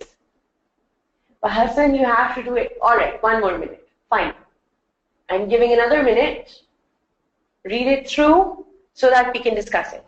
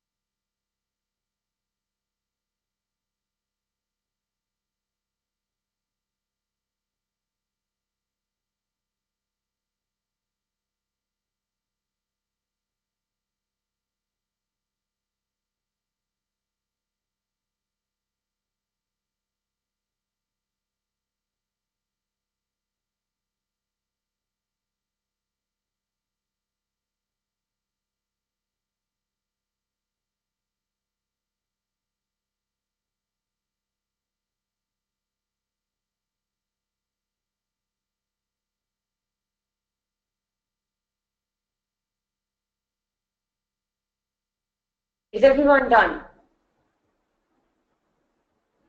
Alright. So, since one of you is done, I'm going to move forward. Alright. So, exchange rate risk. Exchange rate risk is the risk of fluctuating currency values. You'd have to explain it further using 1 to 2 lines because I'm sorry, Usman, I can't give more time. That's because we've already taken up a lot of time, and I'd have to then compromise on question practice, which I don't really want to do. So, fluctuating currency values. Why is cheap kit? Okay. Why is cheap kit exposed to exchange rate risk? Because it sources 60%, more than 60% of its supplies from Atlant, hence imports products in foreign currency. So it's exposed to the changes in the value of Atlant currency, because if Atlant currency was to increase in value, then cheap kit would have to pay higher, which would mean loss of profits, because the same amount of increase in cost cannot be passed on to the consumers. Cheap kit is a budget clothing line. So it cannot increase its prices because it's a budget clothing line, which is why if there are any increases in the value of Atlant currency, then it would have to be borne by cheap kit's shareholders in the form of reduced wealth. Why? Because any increases in the Atlant currency is going to increase the cost of cheap kit, and the same impact cannot be passed on to its consumers because it is a budget clothing line. So you don't have to tell the examiner how to manage these risks within this question. You just have to tell the examiner how these risks are of importance to cheap kit's shareholders. Now the second risk is supply risk. Supply risk is the risk of disruption in supply of raw material, since this is a general answer, I'm going to write raw material or finished goods, leading to late deliveries to customers. Now, how is supply risk important to Cheap Kits shareholders? That's because 60% of supplies are sourced from Atlant, and within Atlant, most of the supplies are sourced from corn flour. Now listen to this carefully. When a business depends so much on one supplier, then it has exposed itself to the risk of disruption of supplies from corn flour that can lead to ultimate late deliveries to customers and then customers going to competitors. This risk unfortunately materialized within the case as well, where corn flour's factory collapsed and supplies from corn flour were disrupted, leading to late deliveries and loss of revenue. Loss of revenue means loss of shareholders' wealth. So that's why shareholders would be extremely concerned about supply risk as far as Cheap Kit is concerned. The next is political risk. So can anyone tell me, why is Cheap Kit exposed to political risk specifically in Atlant? I want evidence that you have read the case. Start writing in the chat boxes. Come on. Why is Cheap Kit exposed to political risk in Atlant?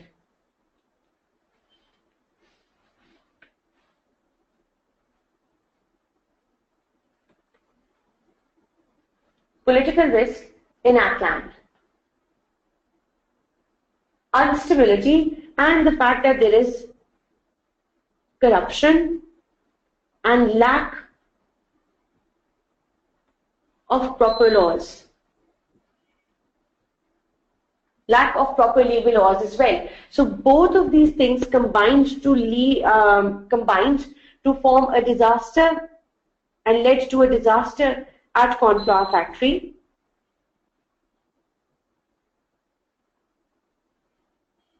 Leading to inability of Cheap Kit to maintain consistent business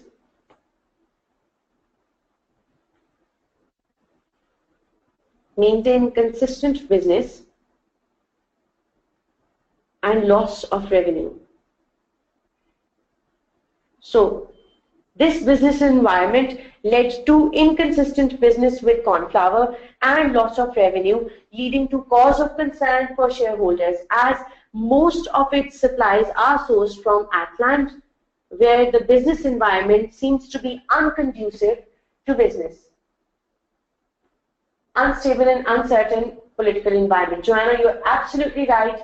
Lack of accountability in laws. Jawad, you're absolutely right. Corruption. Hassan is absolutely right. So this was the question that was based on risk assessment and the types of risks that an organization can face.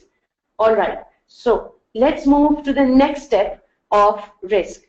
So the next step is, let me open a file. Okay. Just to put this all into context, like we've been doing from the start, we are still doing risk management process or enterprise risk management. I hope you guys all remember. They're both synonymous, so I'm just going to write, just to be on the safe side, ERM, so that it doesn't cause confusions. We did the first step, identify risks. The second step was assess risks. And within assessment, we did that there are two criteria for assessing risks: likelihood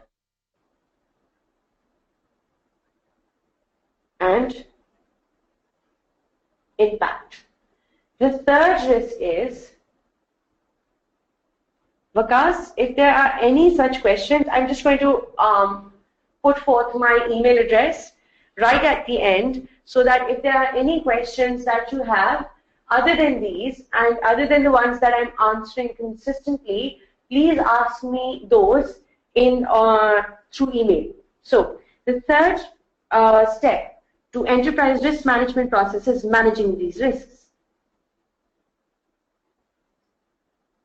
Manage risks. All right. So risk management is done using the TARA framework.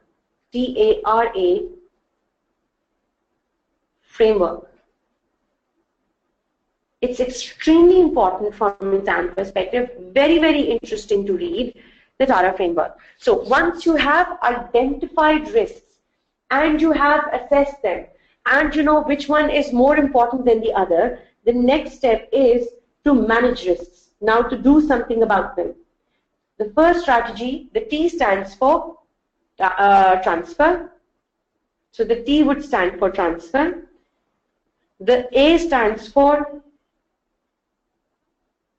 avoid. The R stands for reduce. And the other A stands for accept. So basically, TARA is a mnemonic. It's an abbreviation. It stands for transfer, avoid, reduce, accept. Now, listen to this carefully. This entire framework, this is the matrix. So everyone pay attention over here. This is the matrix. Suppose the matrix depends on this TARA framework. You have to remember this. The COSO matrix is not tested. This is going to be tested. So transfer, avoid, reduce, accept. When you have identified risks and when you have assessed them, you can adopt one of these 4 strategies or 2 of these 4 strategies in order to address risk. You can either transfer it, avoid it, reduce it, or accept it. Now listen to this carefully. How do you transfer a risk? What does transfer mean? Transference would mean passing on the impact of risk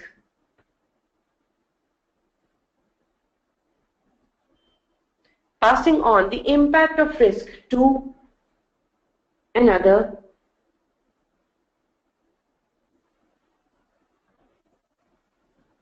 party. All right. So passing on the impact of risk to another party. Now this is very important. This technique is normally, and I'm not saying this is a rule, this is normally in the exam used for those risks that have a high impact. This is normally used for those risks that have a high impact. Now, for such risks, you can transfer the risk. An example of transference would be insurance, where you get your assets insured so that if in case you have to bear a loss, you don't have to bear the loss alone. Some portion will be paid by you, the owner of the asset, and the other portion of the value will be paid by the insuring company. Another way to transfer risk is through joint venture. So, you start a joint venture with another business so that if risks backfire, you or your company is not the only company that has to bear losses. You can divide it between 2 entities and hence reduce the impact of risk. You can either create a joint venture or you can outsource your activities as well. So if in case you think that you cannot produce a product properly, what you can do is to avoid the risk of production failures, you can outsource production entirely in order to share the losses associated with production of a product. You can also conduct or you can also make a franchising agreement where you can test a market without actually going into the market and opening an office yourself or opening a branch yourself. You could sell the franchise, get benefits of sales without having to bear a loss. Benefits of sales in the form of royalty without having to bear a loss. So that's one of the advantages of transference. Now, The next technique is avoid. All right, I'm going to use a different color for avoid. Avoid means ceasing activity that gives rise to risk. Gives rise to risk. This strategy is normally used for high likelihood and high impact risks, where taking on the risk would mean that it will be very likely that you will face a loss, and the loss that you will have to bear is going to be extremely severe. So avoidance strategy is used for risks that are extremely likely and the severity of loss is high. For such risks, you cease the activity that gives rise to the risk altogether. You avoid the risk and its impact. The next is reduce. The next risk is, the next strategy is reduce. How do you reduce? You reduce the likelihood and impact of risk, both. How? Through controls. How? Through diversification. So, listen to this carefully. The risk could be that your new product would not perform well in the market. What you can do to reduce this risk is institute controls. How can you institute controls? By conducting a market survey before launching the product into the market. Or you could diversify and launch 3 to 4 products so that the impact can be reduced. Once one product fails, the other products can be increased in production, in sales, so that they can make up for the losses of one product. So, diversification and controls. No, joint venture transfers risk. It shares risk. So, transference means sharing risk. So, joint venture is a transference technique. So, how do you reduce risk? Through diversification or controls. Alright, next is accept. There will be certain risks that you will have to accept. Accept would mean do nothing. Make no strategy to address risk and just carefully monitor the risk. Alright, no, this means normally you cannot share all or transfer all of the risk. Even in insurance, you have to pay some amount and the rest of the amount will be covered by the insurance company. Has this ever happened that your insurance company has given you a claim of 100%? That doesn't happen. Some portion, however trivial it may be, will always be paid by the owner of the asset, and some of it will be paid by the insurance company. So can the full impact of risk be transferred? Probably not, but it can be shared, it can be reduced. So carefully monitor the risk. Acceptance is normally used for risks that are low in likelihood and low in impact. So the business does nothing, it just watches the risk. Now listen to this very, very carefully. Over here, an important concept comes in your syllabus, and this concept is ALAR. ALAR is as low, the A stands for as, the L stands for as low, as, A stands for low, as reasonably practical. So, as low as reasonably practical. ALARP, it stands for as low as reasonably practical.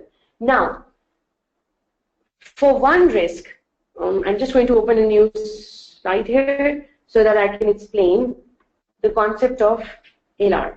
All right, so ALARP concept says that as risk increases, its acceptability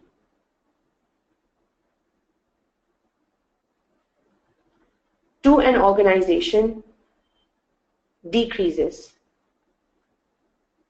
When the likelihood and impact of a risk increases, it becomes less acceptable to an organization, and the organization is more likely to manage the risk.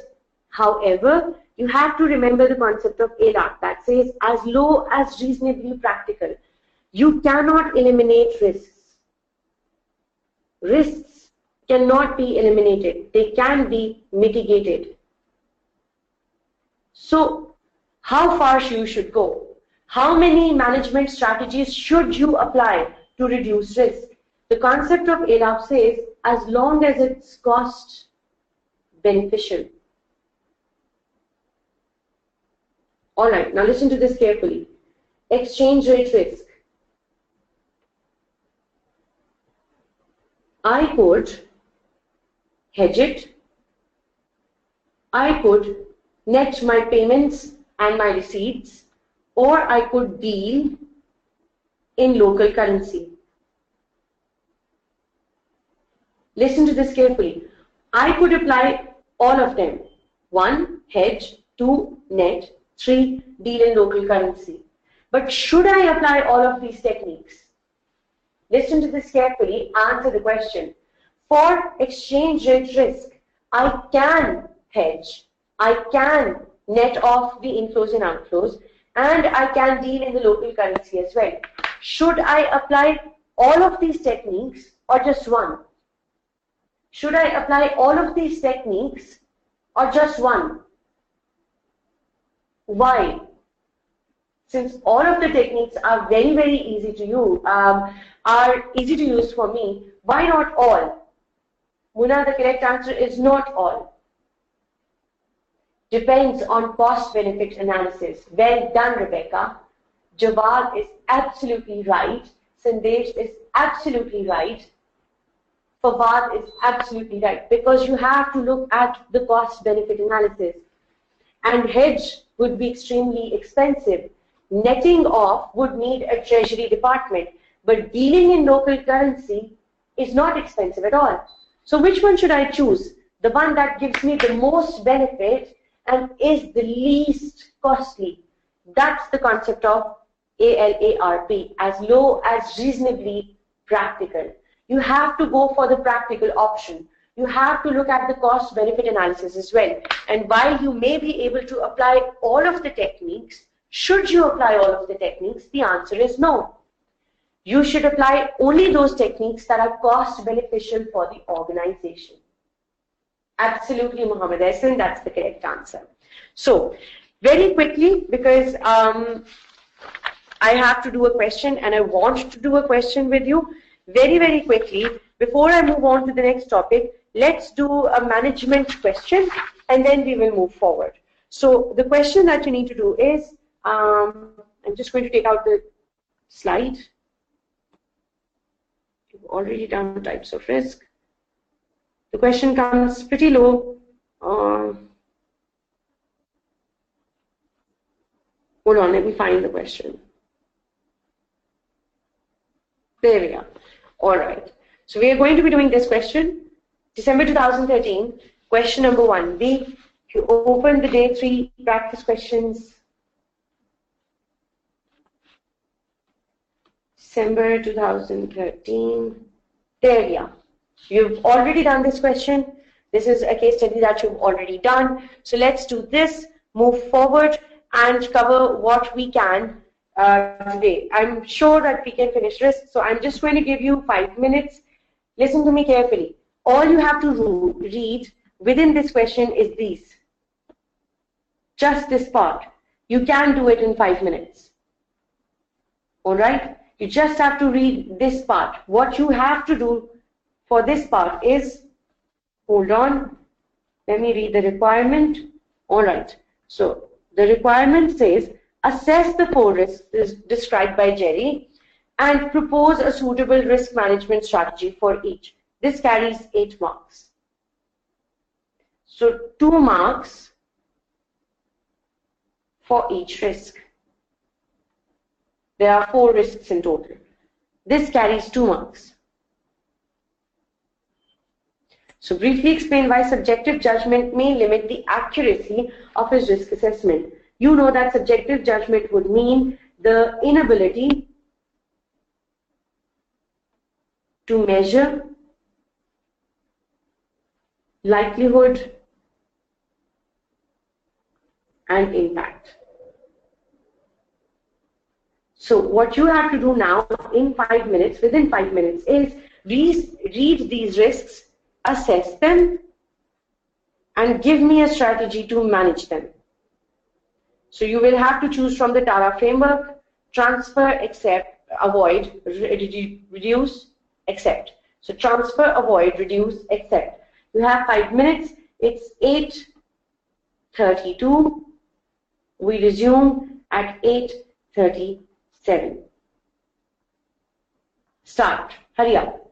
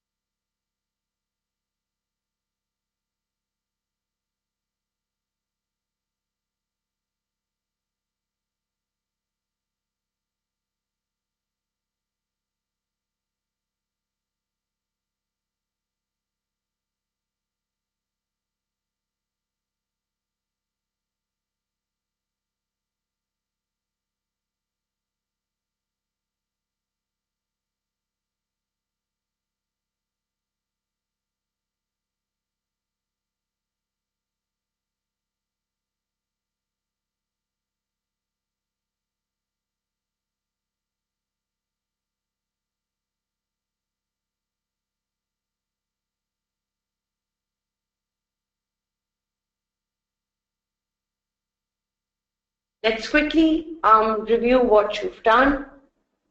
Okay. Just going to erase this and write down the answer over here. I'm hoping that you were all able to read it, because come on, this was super fast to read. There was very little text that you had to read, and you already knew the context of the case because you've already done this case study before. We did it when we were assessing remuneration committee, and we did the rewards of Mr. Who from this case scenario. All right, so risk 1, everyone on your chat boxes, risk 1 has low likelihood because it is likely to happen once in 10 years. So it has low likelihood but high impact, since it can cause severe spillage and complete supply disruption. All right, so no. Don't tell me the technique for all of them. Just tell me the technique for them one by one. So one by one would be highly appreciated. So everyone, come on, tell me the technique. The first one could be, how can you reduce the probability of a terrorist attack? You can't. What do? You can't avoid it. You cannot avoid. How do you avoid a risk? By completely not making the pipeline. It is already made, so you can't avoid it. What can you do? Can you reduce it? All right, you could transfer it. Well done. How do you transfer it? Because you would simply writing that this risk should be transferred is not enough for the exam. You will have to tell me, how do you transfer it? You transfer it through insurance. Good, well done. You transfer it through insurance in order to reduce the impact to an acceptable level. Good, well done. You could also reduce it. So those of you who are saying reduce, you're absolutely right as well. You could also reduce it by having proper security arrangements in order to make sure that a terrorist threat can be avoided if it comes to pass. Because assets can all be insured. Isn't? Because assets can be insured. A pipeline is an asset and it can be insured. Virtually everything in the world can be insured. You can now insure your phones as well. So you can insure everything. Should we mention both in the exam? Listening? Absolutely, you should. Are you going to get extra marks for mentioning both? Probably not. So you can mention it, and your examiner is going to check the correct one. Now the second, the risk of geological movement or an earthquake capable of severing the pipeline in more than one places, causing severe long-term supply disruption. The likelihood is very low, but the impact is high. This is a risk that you can transfer by insurance, and having the insurance company cover the risk of earthquake specifically in their insurance agreement. You cannot, all right, Sayyid for the exam and Muhammad for the exam, both of you, Muhammad Ehsan and Sayyid, please note that in the exam, never, ever accept any risk that has a high impact. Ever. That is wrong. You can't accept a risk that has a high impact. Ever. That is the wrong strategy. Because look, as a director, how can you accept a risk that has such a high impact? Because it's written severe spillage. So no, you can't accept it. I told you, you can only accept a risk if the likelihood and impact are both low. All right? So, proper security arrangement. Oh, I'm so sorry that you can't understand this. Also, that my computer is suddenly very, very angry with me. I don't know why. I have no idea where I was at. All right. Let me increase the You can probably now tell that technology and I, we both are not appreciative of each other. I don't appreciate technology, and technology does not appreciate me. All right. This is proper security arrangement. I'm sorry, Pete, that you didn't get it. Proper security arrangement. All right. So you can transfer the risk through insurance. Risk 3, the risk of technical failure of a joint in the pipeline causing temporary supply disruption for a few hours, but no leakage of oil. This is a low likelihood and a low impact risk. Come on, Sayed. You should be able to answer this. And Muhammad Ehsan should be answering this as well. What is the correct technique? Come on, people. Well done. This you will accept. This you can accept. Why? Because it is low likelihood and low impact. Last, the risk of animal or natural damage to the pipeline causing superficial damage to the pipeline but no disruption to supply.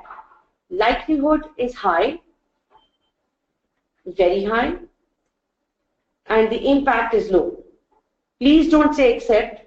You cannot accept it. The likelihood is very, very high. What do you do for this? How do you manage this risk? Come on. How do you manage this risk? Can you reduce it by having physical controls like fences? Can you reduce it by having physical controls on the fence, like a fence? Good. Well done. And there you have it. You can reduce it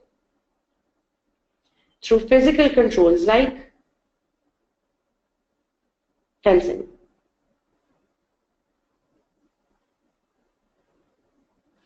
All right. So this was the question. Let's go back to our topic. Okay.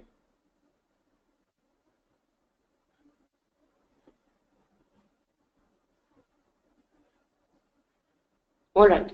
Let's open a new Word file. Let's set the context of where we are at. All right. So we're still doing the ERM, Enterprise Risk Management process. We did identification first. We did assessment second. We did management third. And now we are going to do reporting of risk. Now this is very important. Risk can be reported in two ways, and risk should be reported in two ways. It can be reported internally, or it can be reported externally.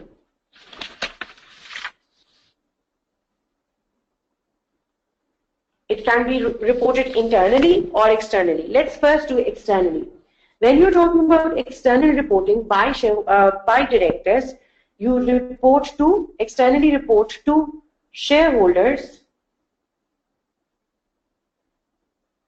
through the annual report. So I'm just writing AR, it stands for annual report. Can I use the word probability rather than likelihood? Absolutely, Rebecca? Absolutely, you can. Okay, so externally to shareholder through the annual report. Okay, so within the annual report, what can be specified with regards to risk management process? The first is, in the annual report, it can be reported that a proper process was used to identify and assess risks within the organization last year. You can also report about responsibilities of management with respect to, this WRT stands for with respect to risk management. So within the annual report, you can tell the shareholders that the management is responsible for identifying, assessing, and managing risks. And you can also report in the annual report that about the steps taken to mitigate or reduce risks. So external reporting, now listen to this carefully, I'm putting it in a nutshell. External reporting about risk management process is done to the shareholders through the annual report. Within the annual report, what are the details about the risk management process that should be communicated to shareholders? And those are the process that was used to identify and assess risks, what were the responsibilities of management with respect to risk management, and the steps taken to mitigate risks. When you are internally reporting on risks, when the business is internally reporting on risks, now this is very important, all of you pay attention, all department heads report about risks for their areas or for their departments to the risk manager. We are just going to be doing the risk manager in detail so that there's no doubt about what he does. And the risk manager ultimately reports to the risk committee, who reports to the board of directors. So internal reporting about risk management process is done by department heads to the risk manager, and then by the risk manager to the risk committee, and then by the risk committee to the board of directors. Let's now do what the risk manager is responsible for. And finally, the last subcommittee of the board that was left, the risk management committee. So let's first do what the risk manager is going to be doing. So what the risk manager is going to be covering. This is extremely important. The first responsibility of risk manager is he develops a risk register. So he's going to be listing down list of department risks. What department heads do is they identify risks of their department and forward that summary to the risk manager. The risk manager updates the risk register, which is essentially just a list of all risks that can affect different departments. The second is he ensures that risks are identified by department heads regularly. So a risk manager is going to ensure that risks are identified by departments on a monthly basis, maybe on a quarterly basis, or maybe on a biannual basis. So he may ask department heads to conduct risk identification for their departments on a monthly basis, quarterly basis, or a biannual basis. Remember, as far as the risk manager is concerned, he's only doing the identification of risks. He's only heading or supervising the risk identification process. So what he's going to do is he's going to develop a list of risks. He's going to encourage department heads to regularly identify risks of their areas. He's going to provide guidance to department heads on how to identify risks. And last, he's going to report to the risk committee, risk management committee. These are the responsibilities of a risk manager. So a risk manager is going to be developing a list of risks.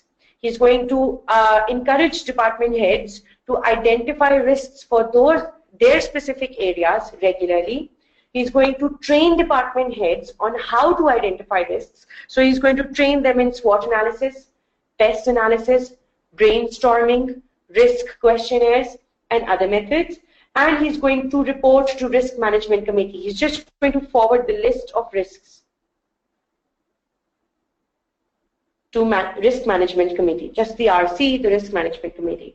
The first thing that the risk committee then does is they assess risks. How are risks assessed? They are going to look at the likelihood of risks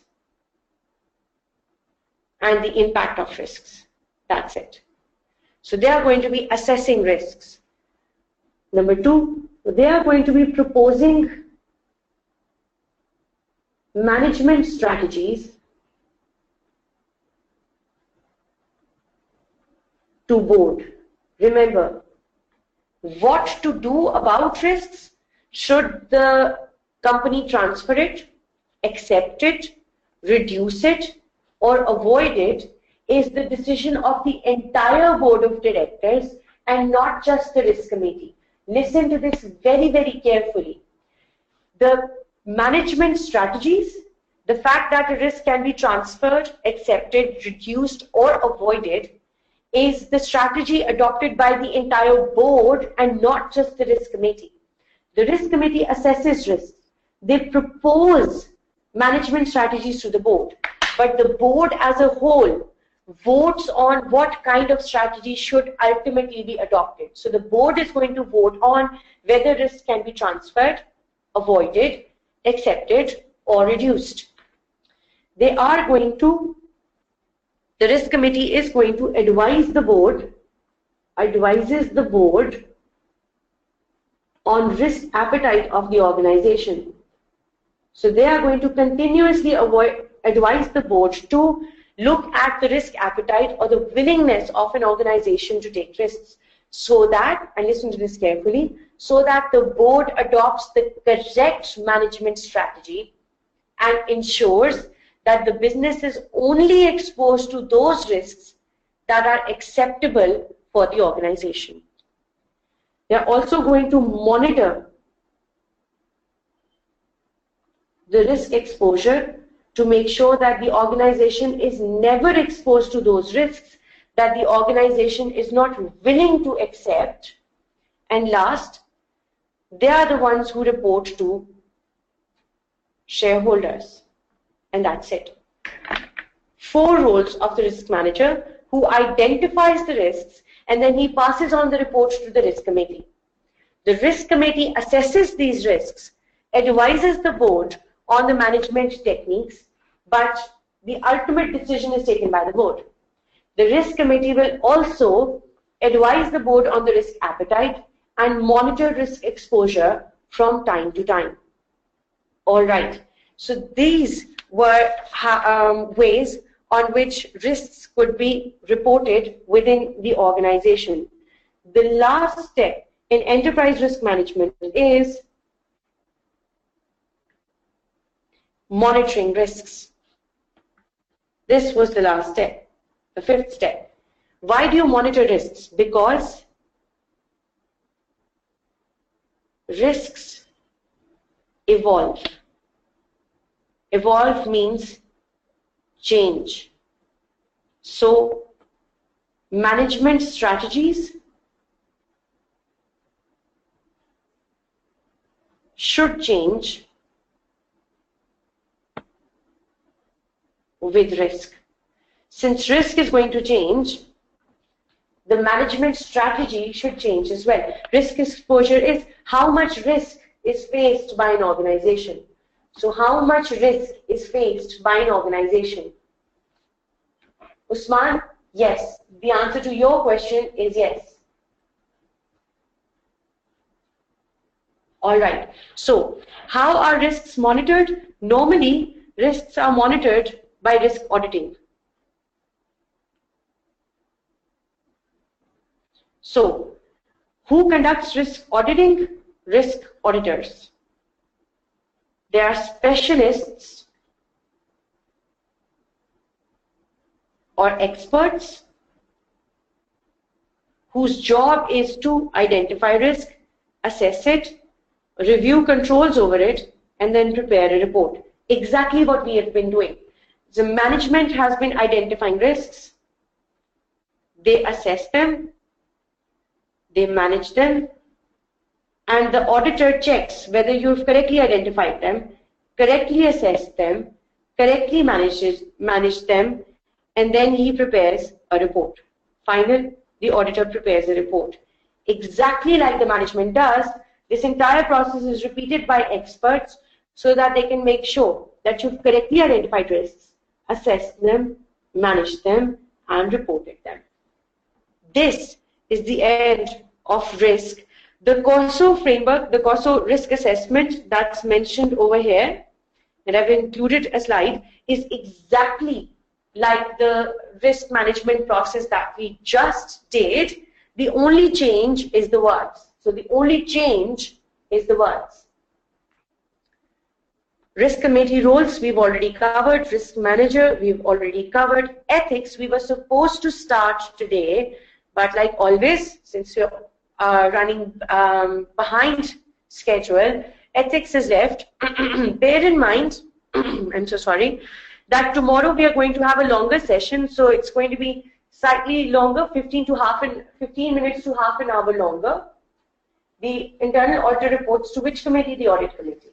Azmeena, the audit committee. All right. So we're going to start ethics tomorrow. We're going to finish ethics tomorrow as well. We're going to have a longer session tomorrow. I hope that's okay with you. Yes, no? Is that okay with you? All of you. A longer session tomorrow till 9:30.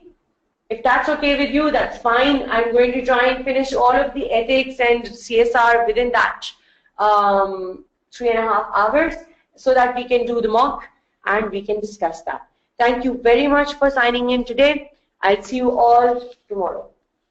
Oh, yeah. Sorry. Don't sign off just yet. I promised that I was going to give you my email address. And here you go. My email address is basma.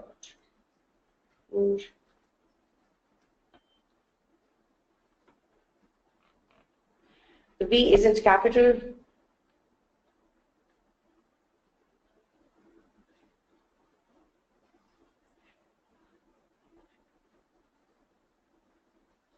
Can you all see this?